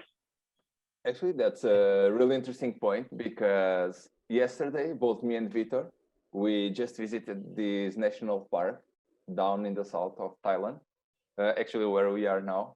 And this was one of the main topics of conversation, how to keep the community not only involved, but obviously how to incentivize the community in the long term to be involved in these projects. Yeah, I want to ask a follow-up there, Duncan, on you said it's a sticky subject with carbon credits. In what way? And it's just I guess my personal opinion, but it's a sticky subject because the processes needed to bring the credits to market are often so expensive that it doesn't leave much for additional margin for the community. So by bringing these credits to market, you're able to reap an ROI. However, you're spending a lot of money to do it. So with for example, getting accredited by Vera or one of these organizations. Taking like I'm specifically the audit is probably the most expensive component of bringing them to market. So Veritree is looking into ways to scale that audit and to use IoT devices and other kind of sensors to collect the data that would be collected during the audit. We're just looking for someone to accept that data and based on that before we leap in. That was my other question. Like, how do you verify this and how do you put it on chain? Is it IoT? Is it some sensors? And how does that work? Yeah. So right now we deployed a bunch of so we deployed this app that we call Veritree Collect, and it is a mobile, Android application. We also sent out 100 S4s to our planting locations, and we give the planters the ability to photograph and catalog the trees that they're planting. So they're not photographing every tree that they plant, but they are capturing, like scenery shots, and also so that we get a before and after of the work being done. And we're just starting to catalog, all of this planting. And from there, we put it on chain in two different ways. We publish it to a data storage solution called Arweave, and then we tokenize that access on Cardano. So the tokens grant access to the data set, and the data set is stored on a distributed storage solution. What is tokenized? Is it hectares or square meters or individual trees? It's individual trees that roll up into a planting session. So if 100,000 trees are planted, we'll mint 100,000 coins. Yeah, well, the opportunity, I'll backtrack just for a second. So we started in Ethiopia, and I wanted to do that because I remembered Live Aid. That was a big event in my life, like a lot of people of a certain age. And when I went there, I said, well, how did that work out for you? They said, well, not very well, because the dictatorship of Mengistu and his cronies sucked up all the money. The food rotted on the docks. We didn't know how to do it back then. So it was an amazing moment of the world coming together and testing the wires. And I'm sure there were benefits. I don't mean to say there weren't, but we just didn't have the means to reach out directly together to each other, right? And at this point, we have that. We actually have the ability to invest money at one end and see that it reaches the right people at the other end, that it empowers land stewards, that it doesn't just, tweak up the wages of the people at the bottom of the pyramid a few cents, but it builds wealth. It builds community. It builds wealth in the communities and in the soil and in the natural environment. And that because we know how to do these things and we're beginning to know who can do them best, who are the best stewards of this, we are able to route capital directly to where it's needed to be applied in the ways that will have a net positive outcome. And I don't think up until very recently, we really had the means to do that. And ideally, if regenerative finance fulfills its promise, there are ways to eliminate the friction in the system, automate to an extent the verifications and the our ability to do monitoring and evaluation via, for example, satellite.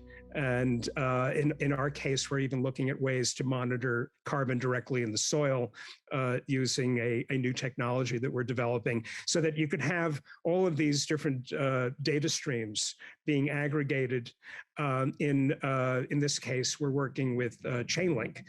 So we're working with the Chainlink Oracle, which has an ability to aggregate these data streams from outside of the blockchain, from off-chain, and give a donor or an investor a whole picture of what's happening in the landscape. But in our case, we're adding all these, what we call the regenerative society factors of the community, as well as the landscape.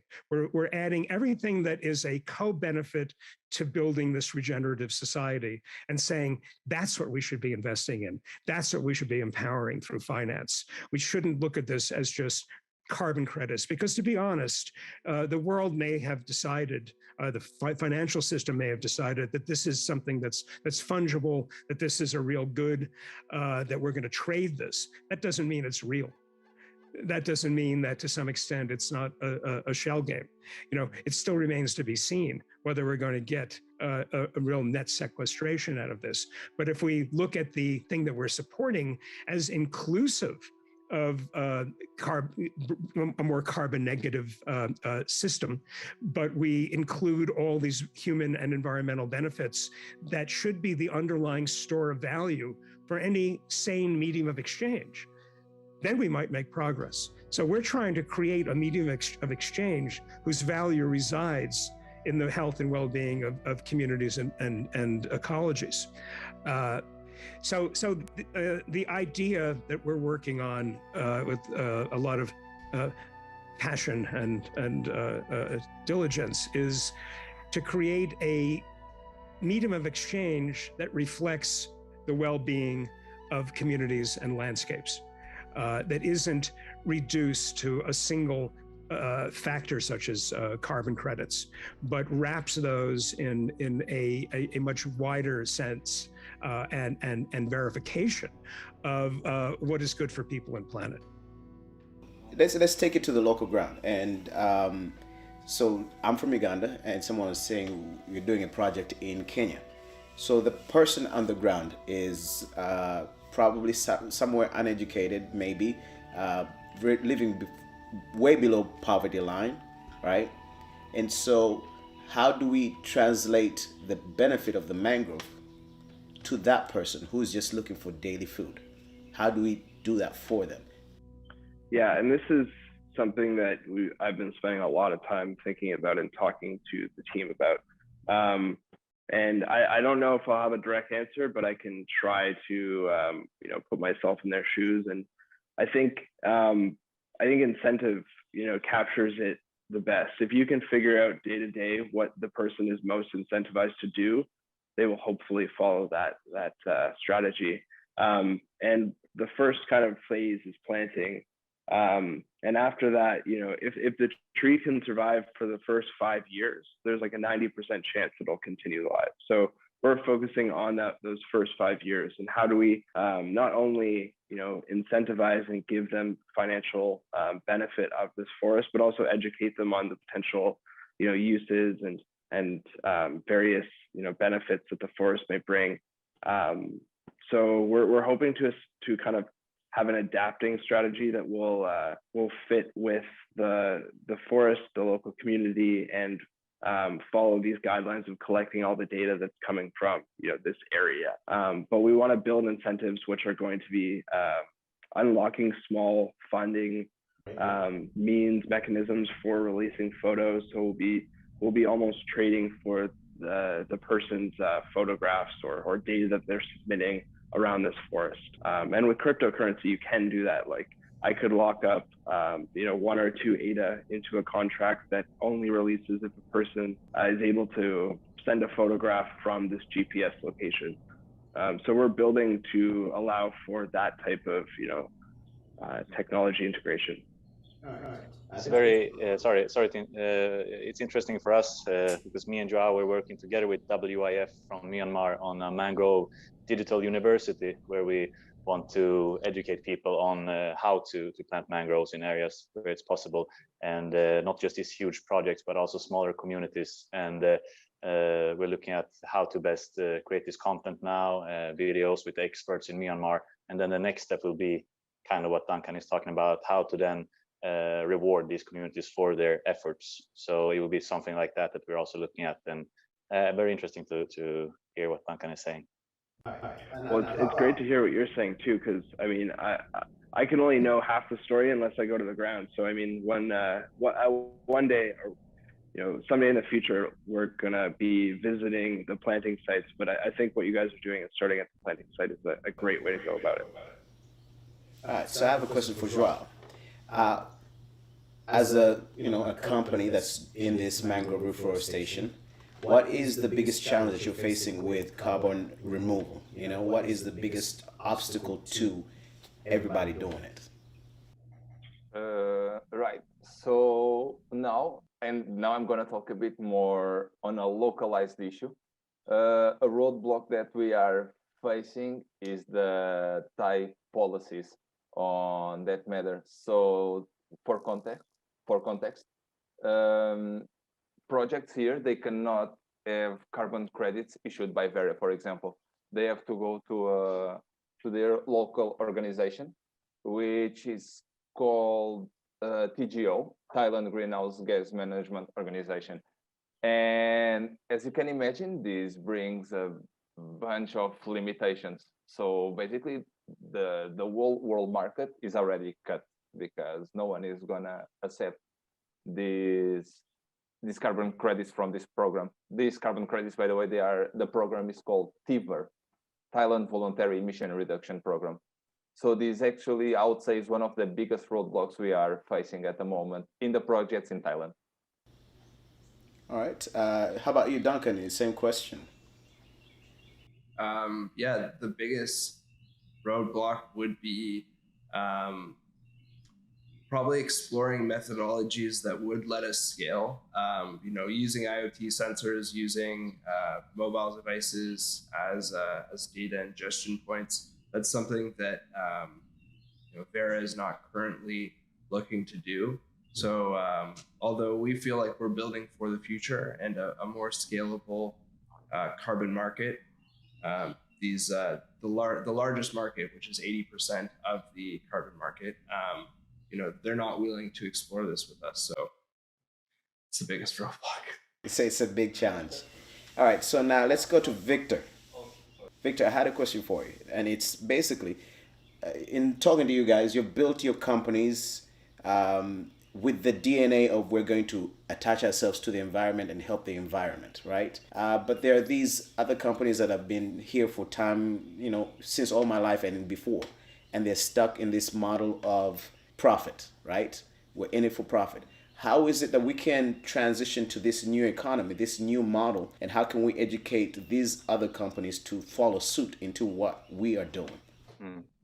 I think slowly the consumer is starting to wake up, right? And that's what needs to happen. So it's pressure from consumers, and we vote with our wallets and so on. And I think since I started at Starboard 4.5 years ago, even then it was still questioned from people, like Starboard's engagement with climate from customers and from our distributors and so on, if this really is the right way to go, and the focus is this right to focus so much on sequestering CO2, planting trees, and that whole green angle. And then slowly more and more people have come around, and now it seems like everyone can see that this was the right way to go, and not just from a company like CSR standpoint, but actually for the climate, which is always what I've felt with Starboard, that it's a genuine interest to help the planet, especially since we're in the water a lot. I mean, we're a water sports company, and the surfers, they see this firsthand, what's happening to the planet. So I see that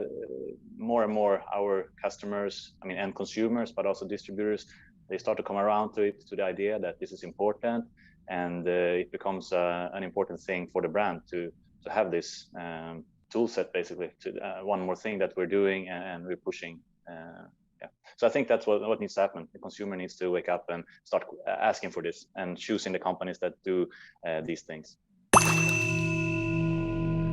While most of us dream of recreating a cleaner, greener and more beautiful world, the financial system has very different priorities. It relies on infinite exploitation to feed a dream of endless growth. In reality, though, our lives depend on one planet with finite resources, and with that planet in the midst of a climate crisis, this disconnect between our financial system and our ecosystem is one we can no longer afford. Seeds offers a solution, a movement that allows us to share financial success, distribute value fairly, and move towards the common vision of a thriving civilization. Seeds gives humanity the tools to reimagine what money can be and do. A financial ecosystem designed to regenerate our planet and all who depend on it. Seeds, all uppercase, is the ecosystem's name, and Seeds, with a capital S, is its currency, one that's already rewarding the people and organizations creating a healthier, more equal and abundant world. Seeds uses cutting-edge technology aimed at creating a more healthy and stable economy. And there are no fees for using it. In fact, the more you exchange, the more value you help create. Value that Seeds reinvests in the planet via grants to community projects, regenerative businesses, and movements. Better still, as the value of Seeds grows, it flows to all members of the Seeds ecosystem, not based on wealth, but on how much they contribute to healing the planet and shaping Seeds itself. That's right, Seeds is a true democracy that lets us all own the change we want to see in the world. Finally, a financial system, by the people, for the people, to regenerate our planet. Yes, let's do this. So everything that I'm hearing is it's more of a re-education of the public and the corporations that are out there. Like, this is the way to go. We have to educate them. We have to lead them in that direction, right?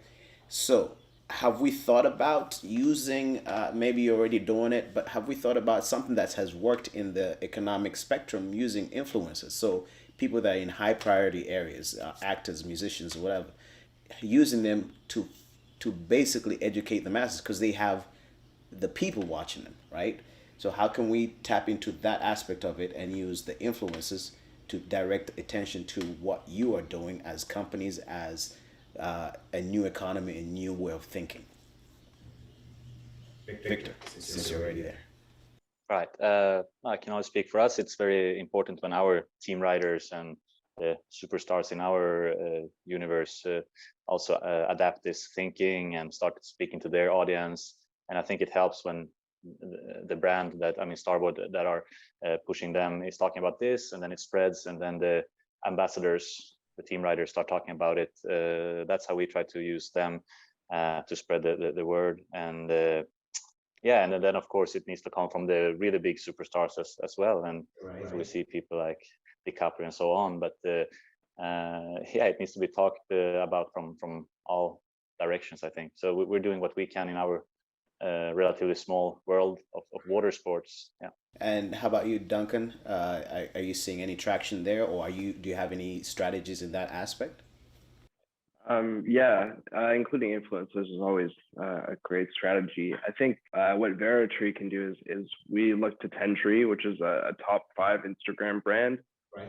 And kind of can use them as a bit of a launching point. I think that puts us as a bit of a unique situation. But to that point, the fact that Tentree is such a massive brand and something that consumers really care about, I think they actually have one of, if not the most liked post, which is one like plants one tree, and there was like 15 million or 18 million likes from that post. So it's something the consumers are talking about, they care about, and obviously would like more content for.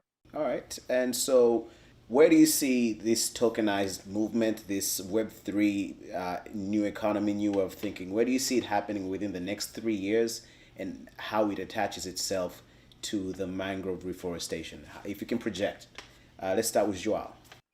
Yeah, I can definitely see Web3 changing and improving, let's call it this movement, by bringing the community together through incentives, all these sorts of incentive plans that we've just been talking up until now. And also the fact that Web3 allows you to own things, right? To actually own digital assets.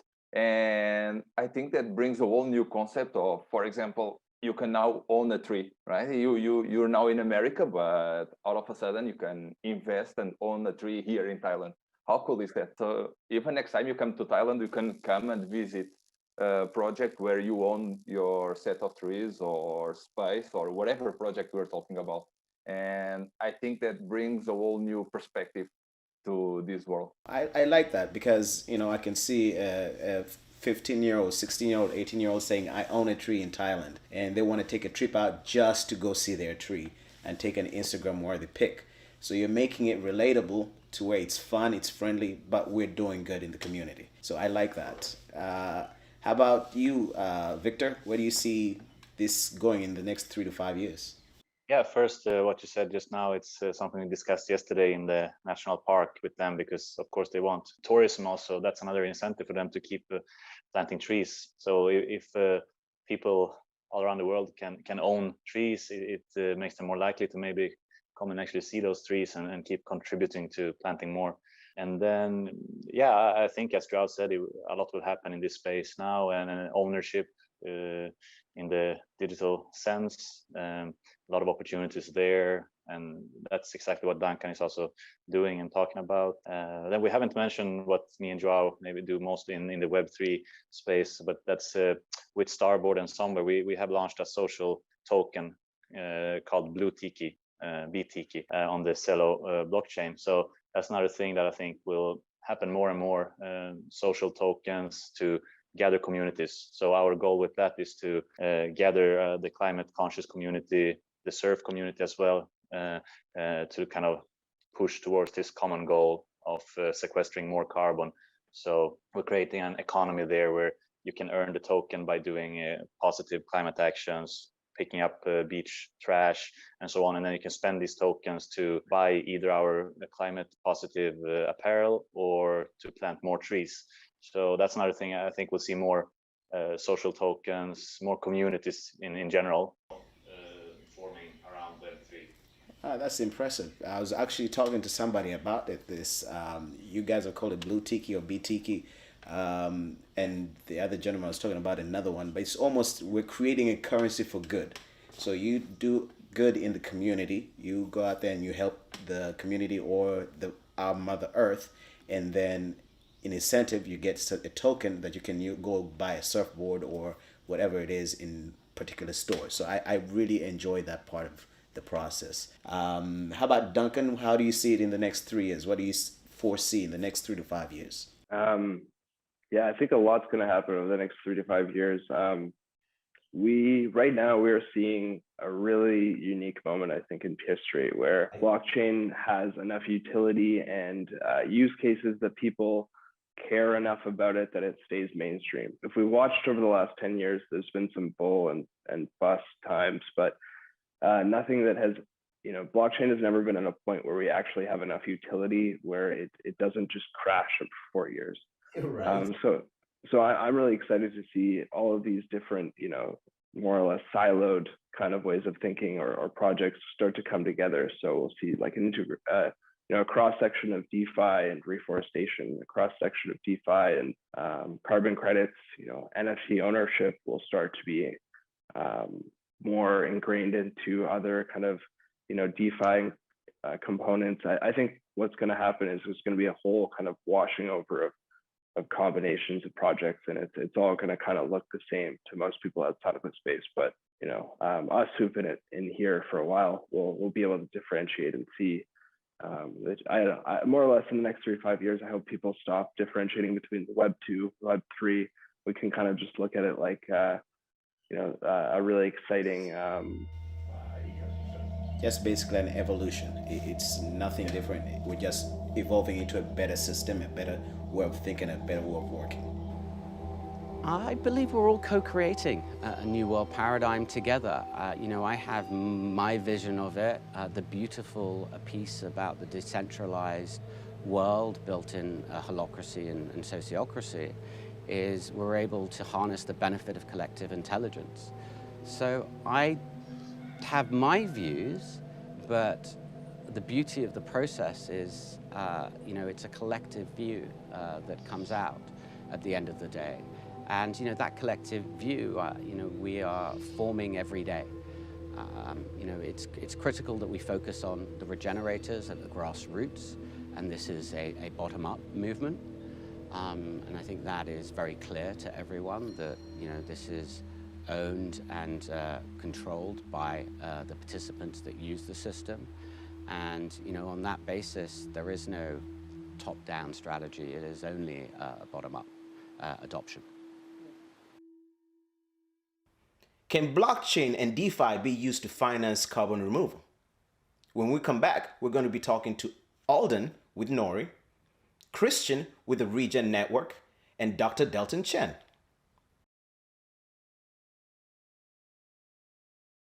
So now, coming from my background, before 2 weeks ago, I knew nothing about carbon credits. I knew nothing about the DeFi world, but I'm quickly learning. And I was talking to my wife about it, and she has no idea about this. So there's a whole group of people that don't know what you are working on. So if I can ask a very basic question, and real quick, let's start with you, Delton. What are carbon credits, and how can the general person living their daily life apply carbon credits to their life and save the world?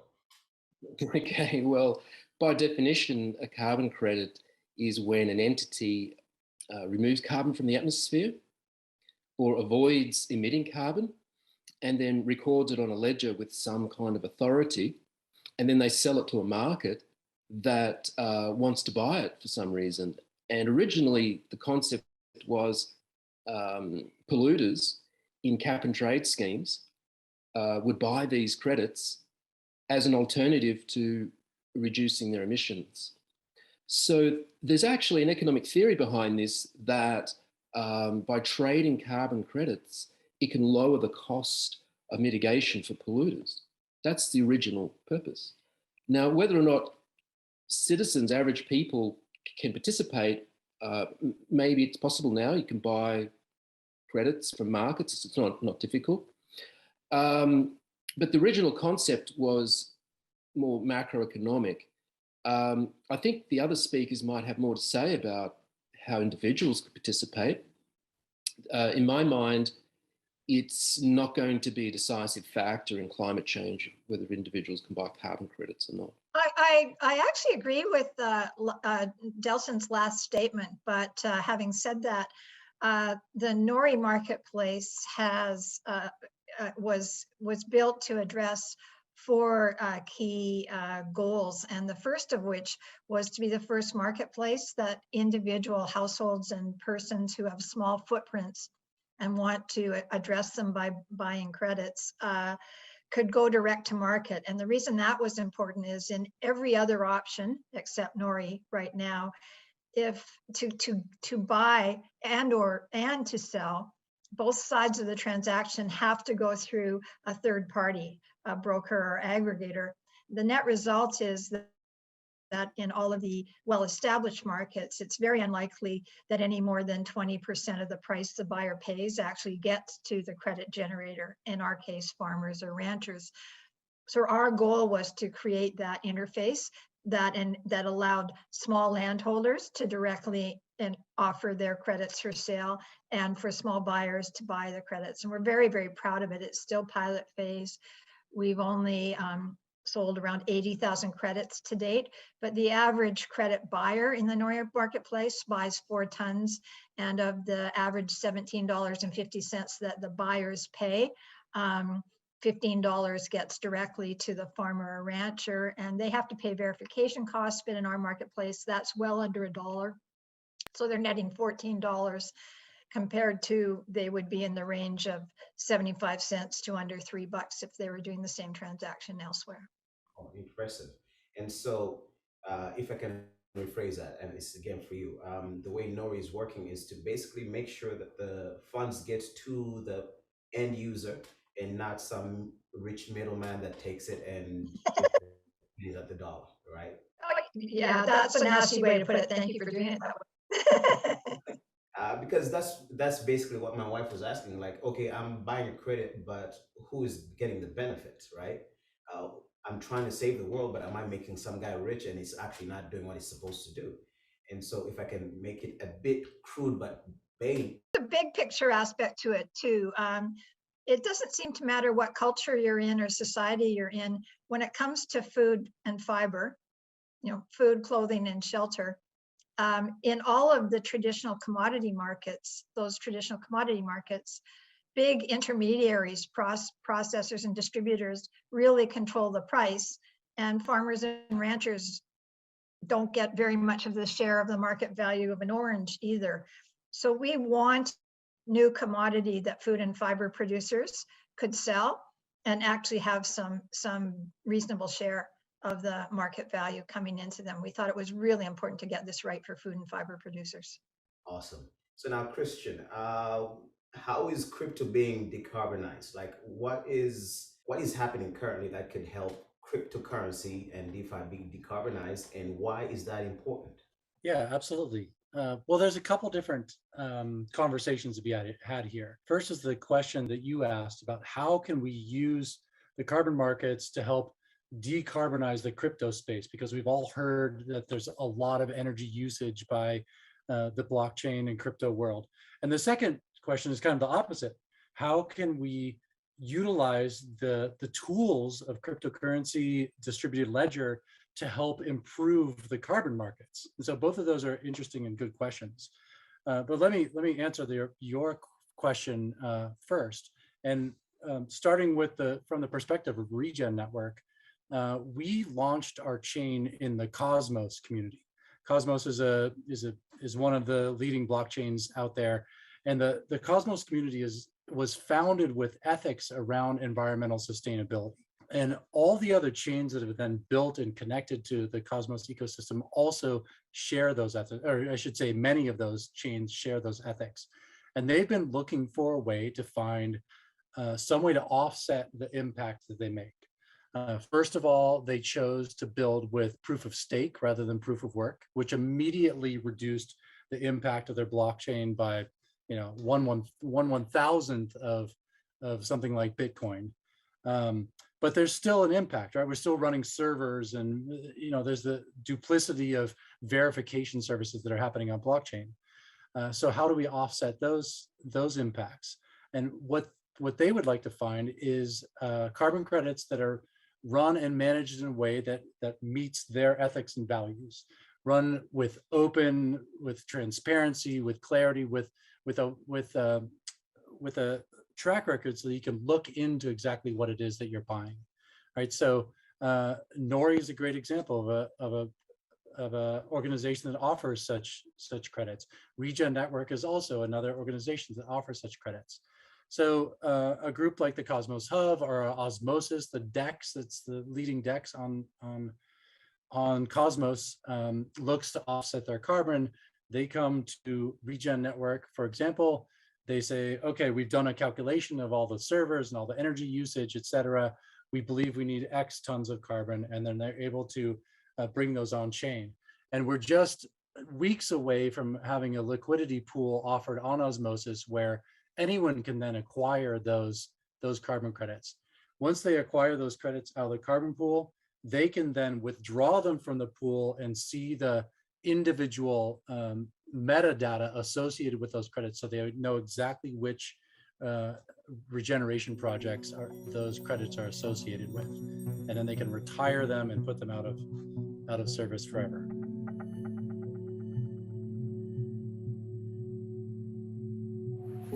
The challenge is always social. Problems like land tenure, encroachment, trying to make sure that everybody's objectives are the same, that say a forest department share the same objectives as a local community and other interested stakeholders. And then just education of how to get this right.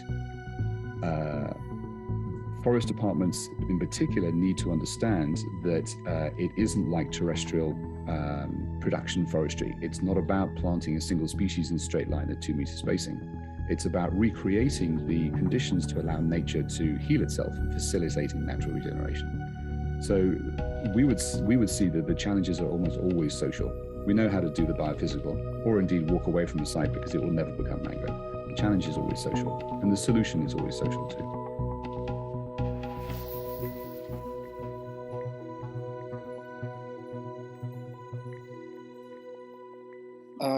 Paul, yeah, so carbon sequestration just conventionally refers to sequestering or storing carbon.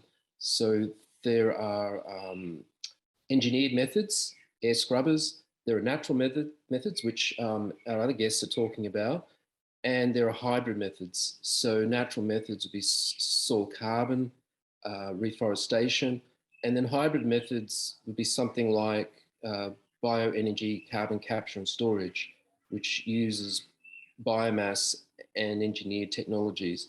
So sequestration, or I tend to call it carbon dioxide removal, it's a bit easier to say, CDR, is a major concept for climate mitigation, but the other concept is more conventional, and that is reducing emissions.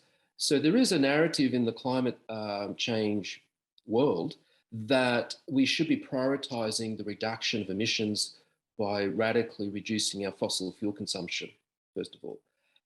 But I personally believe, and I advise, that we need to change our attitude about that. I think we need to go 100% for reductions in fossil fuel emissions and 100% for sequestration, carbon removal at the same time. I don't think it's about one's a priority over the other. Both have to be done with equal vigor. Awesome. And Delton, what do you think that we have to keep, this carbon credits and this kind of economy separate from the typical system that we have right now? Or should there be a blend? Like, do you think it has to be by itself, or can we blend together with the banks and with the governments and kind of work a solution together? Or do you believe it has to be separate, completely different from what we have right now? What I think is that carbon markets as they are today, and not just carbon markets, but the whole concept of carbon pricing is fundamentally inadequate, because the economists have said repeatedly that we would have needed today a global price of $100 per tonne of carbon dioxide equivalent. Today, the average price is more like $3 per tonne or something like that. And carbon pricing only covers maybe 1/5 of the world's emissions, something like that, close to that. So we're orders of magnitude underperforming, and you can't really escape the problem of the price, because what the price is telling us is how much economic effort has to be put in to reduce emissions or take carbon out of the atmosphere. So we need to look at the macroeconomics and the pricing as an indicator. So to answer your question, my proposal, and this is why the movement of finance, this liquidity problem, the climate finance gap, if we obtain and arrange a public finance guarantee. So the finance guarantee that I propose with my colleagues is a central bank guarantee for a reward price for mitigated carbon. So if we have central banks backstop a price, then we can have a predictable long-term reward price that's debt-free and doesn't require any carbon offsetting. So a lot of the carbon market discussion we have today is about as an offset. So offsetting doesn't actually mitigate, it tends to neutralize pollution, and it can lead to greenwashing and other risks. So if we move to a reward price where there's no offsetting and it's backstopped by central banks, then we can move the private finance into mitigation quite likely at the scale we need, which is roughly about 3 to 5 trillion per year for conventional mitigation. And then for carbon removal, roughly speaking, we're going to need 100 trillion this century. $100 trillion. That's a lot of money. So, you know, the economy annually turns over at maybe 80 trillion. So just do the math. It's to do with the gigatons of carbon that we're emitting beyond the carbon budget for 1.5 degrees and even 2 degrees. Awesome. Alden, do you have any ideas how we can take it mainstream, where we can get people involved? Because if we can create a customer base that demands this new economy, then it forces the big companies to reevaluate their actions. So do you have any ideas how we can take carbon credits, this new economy, into the mainstream and into people's faces where they're interested and they're actually taking action? I have a strong bias in that regard. I think the easy answer to that question is go check out www.nori.com because I think that's the way to see it. But I also want to go back to, we don't yet have anywhere in the established markets anything that really is a market. And for me, the challenge is a very simple one, and it's not all that hard to fix. And until we fix it, nothing we say about carbon markets will make sense to the normal person. In reality, even in regulated markets, we don't have double entry bookkeeping. So when I go to sell you real interest in -1, an offset or a credit, supposedly I'm selling you real interest in a reduction in an inventory that I own and I cost. I can't see it, but it's a physical reality. In every carbon market in the world right now, including the California and all of the other regulated markets, after I sell real interest in -1, I don't add +1 to my inventory. There's no balancing entry. So you're either buying nothing or you're buying half a ton in a credit that's denominated as 1. Decades and decades of rules that say if a company wants to sell equity or a share or offer it for sale to the general public, the first thing they have to do is produce 3 years of audited financial reports. And every year they have to update their reports and show how many shares are in their inventory and how many shares are out there in the public. And you can see that each share is counted once. And interestingly enough, companies can register and offer their shares for sale over multiple exchanges worldwide without selling one share more than once. In the carbon markets, I get to offer stuff for sale without any obligation to publish my inventory or to enable the general public to see that I'm not selling it twice. And in fact, in every market, including the regulated markets, it's getting sold at least twice. So it's kind of dumb. Like somebody's going to look back and say, no, they've had double entry bookkeeping for what, century or two? But somehow we've launched this amazing new market with no balancing entries in the inventories that are supposedly represented. And that's not unique to carbon sequestration or natural solutions markets. That's whether we're accounting for fossil fuel emissions or in every market, everything's counted at least twice. So I can tell you markets where it's counted at least 3 times. It's easy to fix. We know how to do it. We just haven't decided to do it. And why do you think we haven't done it? I don't know. The historians are going to look back and look at us and say, gee, you know, that's really interesting that all of a sudden the most important market to launch in history goes ahead without balancing entries when you sell real interest in a -1. I can't explain it. I was the largest private sector buyer of carbon credits in the world in 2002. And when I saw the first draft of the European emissions trading rules, the Northeast US state RGGI trading rules, and the Chicago Climate Exchange operating rules, so it wasn't just government, it was private sector, I had to go back to my members and say, guess what? There's no double entry here. It's inevitable that the price of carbon will crash, and you'll never get a price of carbon that's equal to the value or the marginal cost of 1 ton when the underlying value of every certificate that says 1 on it is no more than 0.5 and is typically more like 0.3. And we're still there. Now, again, can we fix it easily? Yes. We are here with Joanne Sawicki in Paris, France, based out of London. She's with Planet Positive Ventures. And hi, Joe. How are you doing? Hi, Mutz. Thanks for having me. And it's fantastic to be here on Earth Day. Thank you for the pleasure. What does Earth Day mean to you? So for me, Earth Day is about giving back. It's about the one day where the world, 1 billion of us, are focused on the Earth, what it's given to us, what we need to nurture the Earth. We just carelessly extract all the time from the Earth. We forget how much the Earth gives us, and we don't give anything back. And this one day, Earth Day, is the day that we can think about the Earth, love it, nurture it, give it back, because in the end, we're nature too. And what we give back to the Earth, we give back to us as well. Right. And so what are you currently working on? What project are you working on that is helping our Earth, that is helping us preserve our Earth and saving our world? Well, there's two things. First of all, my background has always been in environment and healthcare.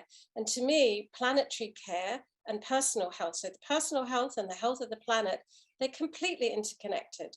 We've just experienced this for the last 2 years with the big epidemic.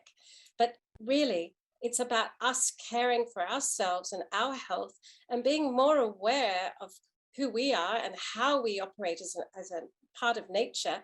And as we become more conscious of that, you start to become more aware of what the planet needs, because the planet is an organism.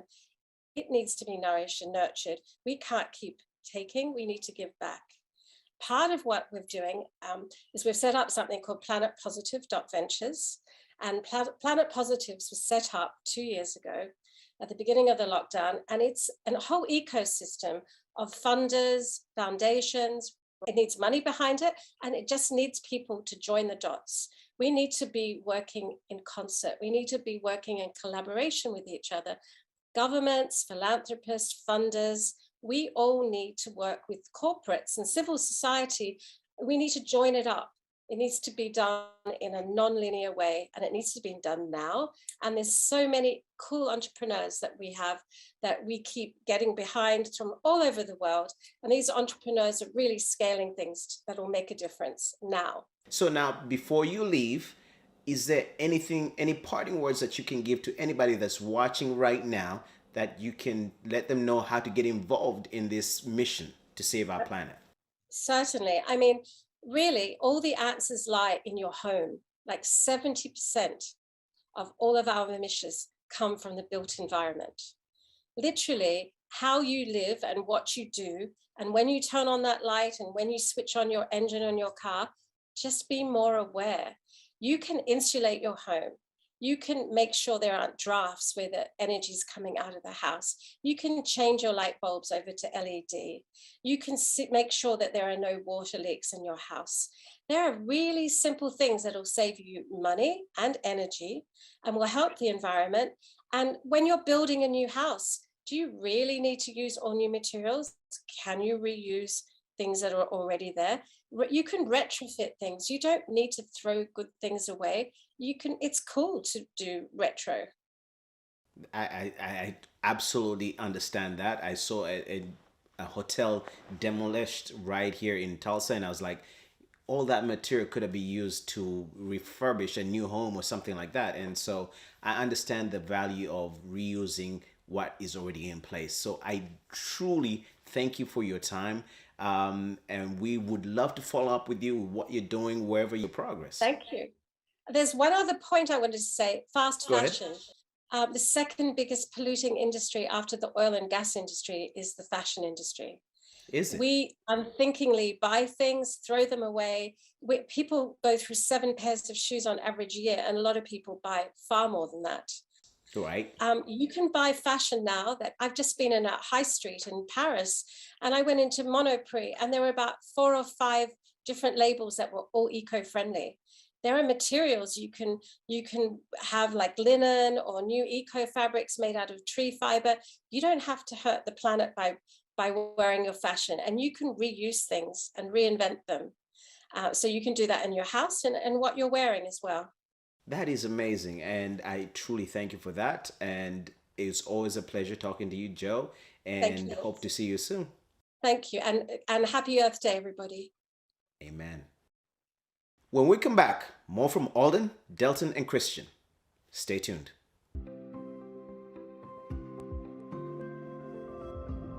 There was this moment I was sailing across the Atlantic, and it's been really powerful experience. And I closed my eyes and I thought, how amazing if I just had some dolphins show up right now. And lo and behold, they did. But it was one of the most fascinating and engaging moments I had of deep connection.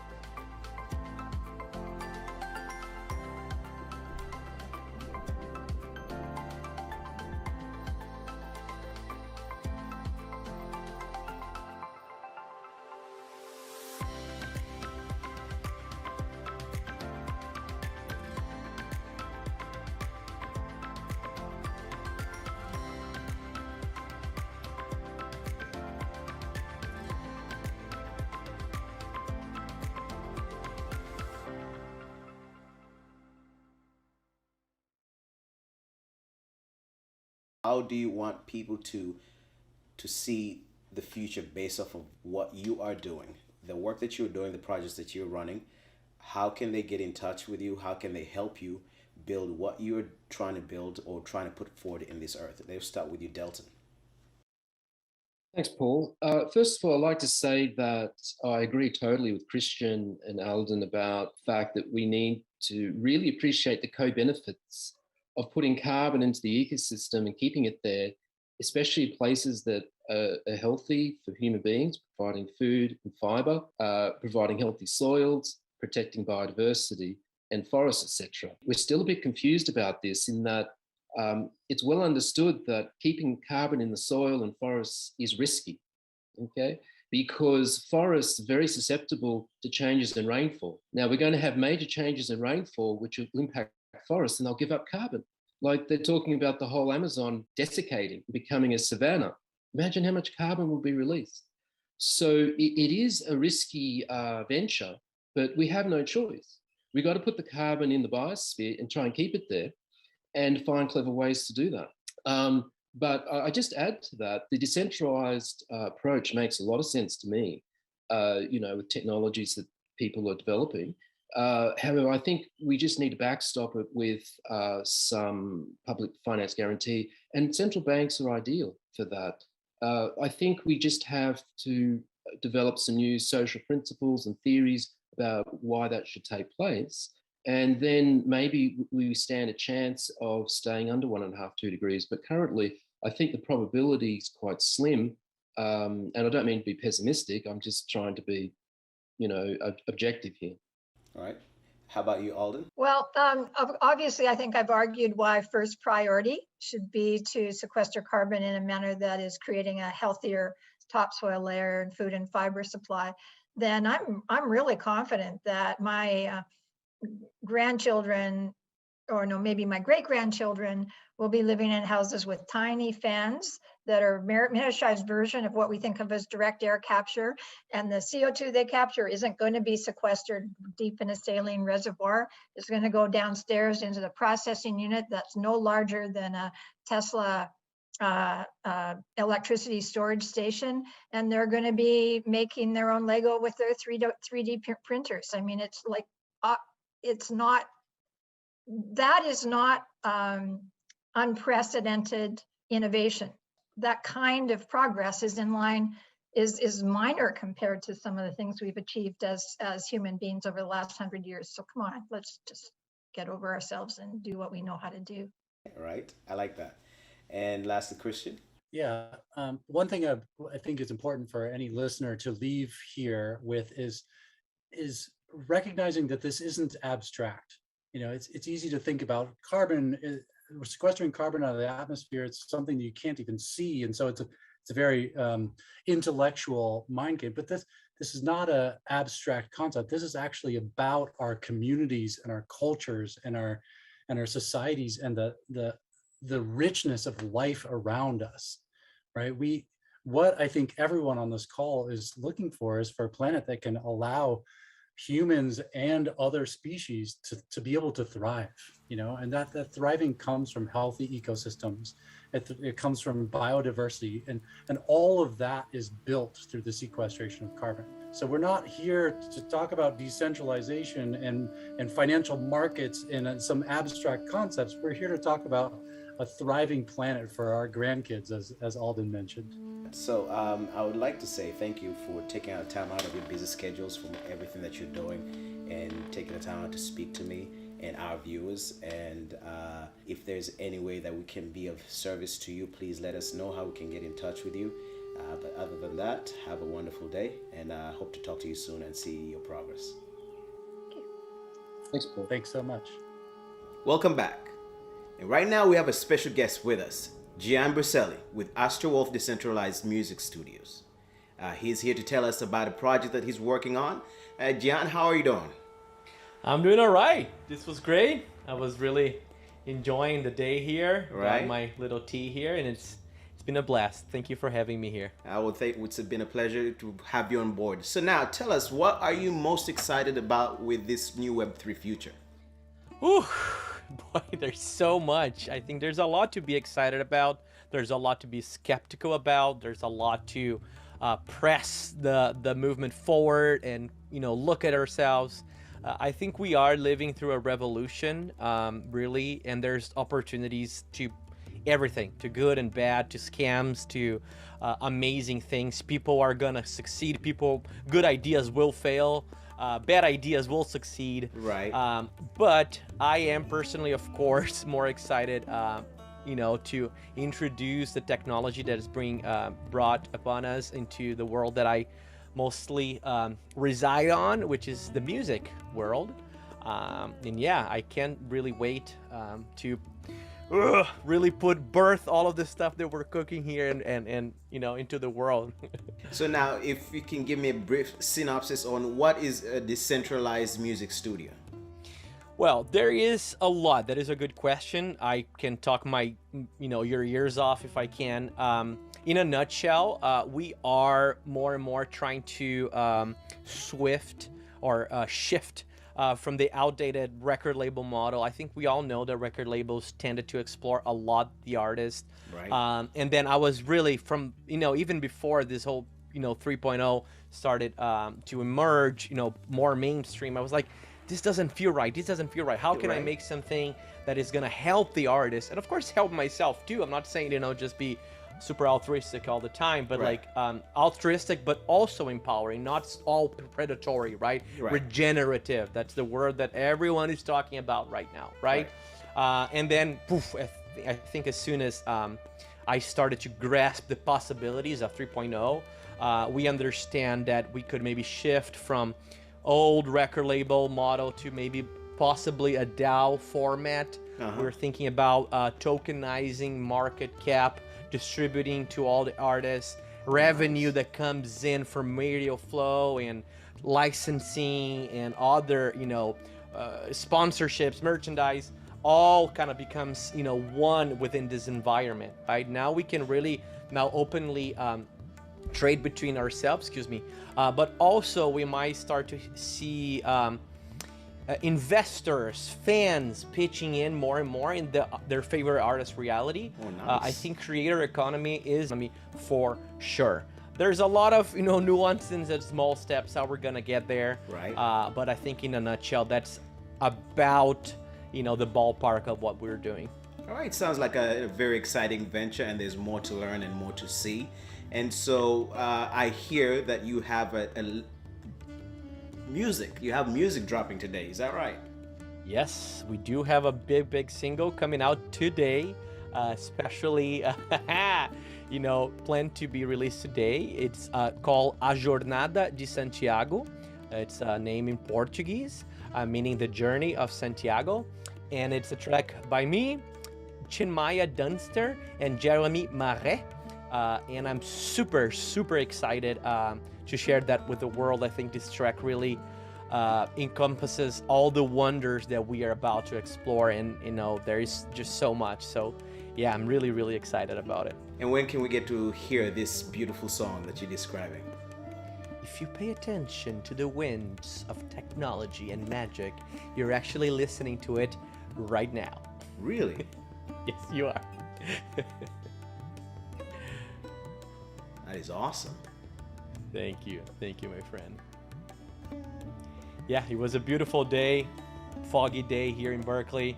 Felt the inspiration strike, was just sat down and birthed the song, and I had the immense pleasure to have Chinmaya and Jeremy to lay their melodies on the track. So I would like to thank you for your time. We're about to run out of time on our show. So I would like to thank you for coming on and giving us a bright future to look forward to, and success in all that you're doing. Thank you. Thank you for the opportunity. Deeply appreciate it. When we come back, we're going to have closing remarks, and stay tuned. We hope you're inspired by today's special Earth Day broadcast. We covered a multitude of topics, including DAOs, ReFi, Web3, tools for creation of solutions for planetary, nature, and economic issues. If you want to continue on to work with the experts in this field, become a part of our collaborative challenges. As a reminder, in May, our challenge will be facilitated by Nature Tech Nexus and powered by Mural. It offers a full education on mangroves, as well as the challenge created by politics, people, and the environment. This is a time for opening our imaginations to all that is possible and seemingly impossible. Register at betterworlds.com/challenge to solve our problems with our partners. Information about this entire Earth Day program is posted at betterworlds.com. Today's session highlighted clips from each interview. Those full interviews may be heard online on our website. Cheers to all of you for being here today and delving into complex issues that face our modern world and our natural world. On behalf of Earth and all its inhabitants, we thank you for your attention, your ideas, and your collaboration.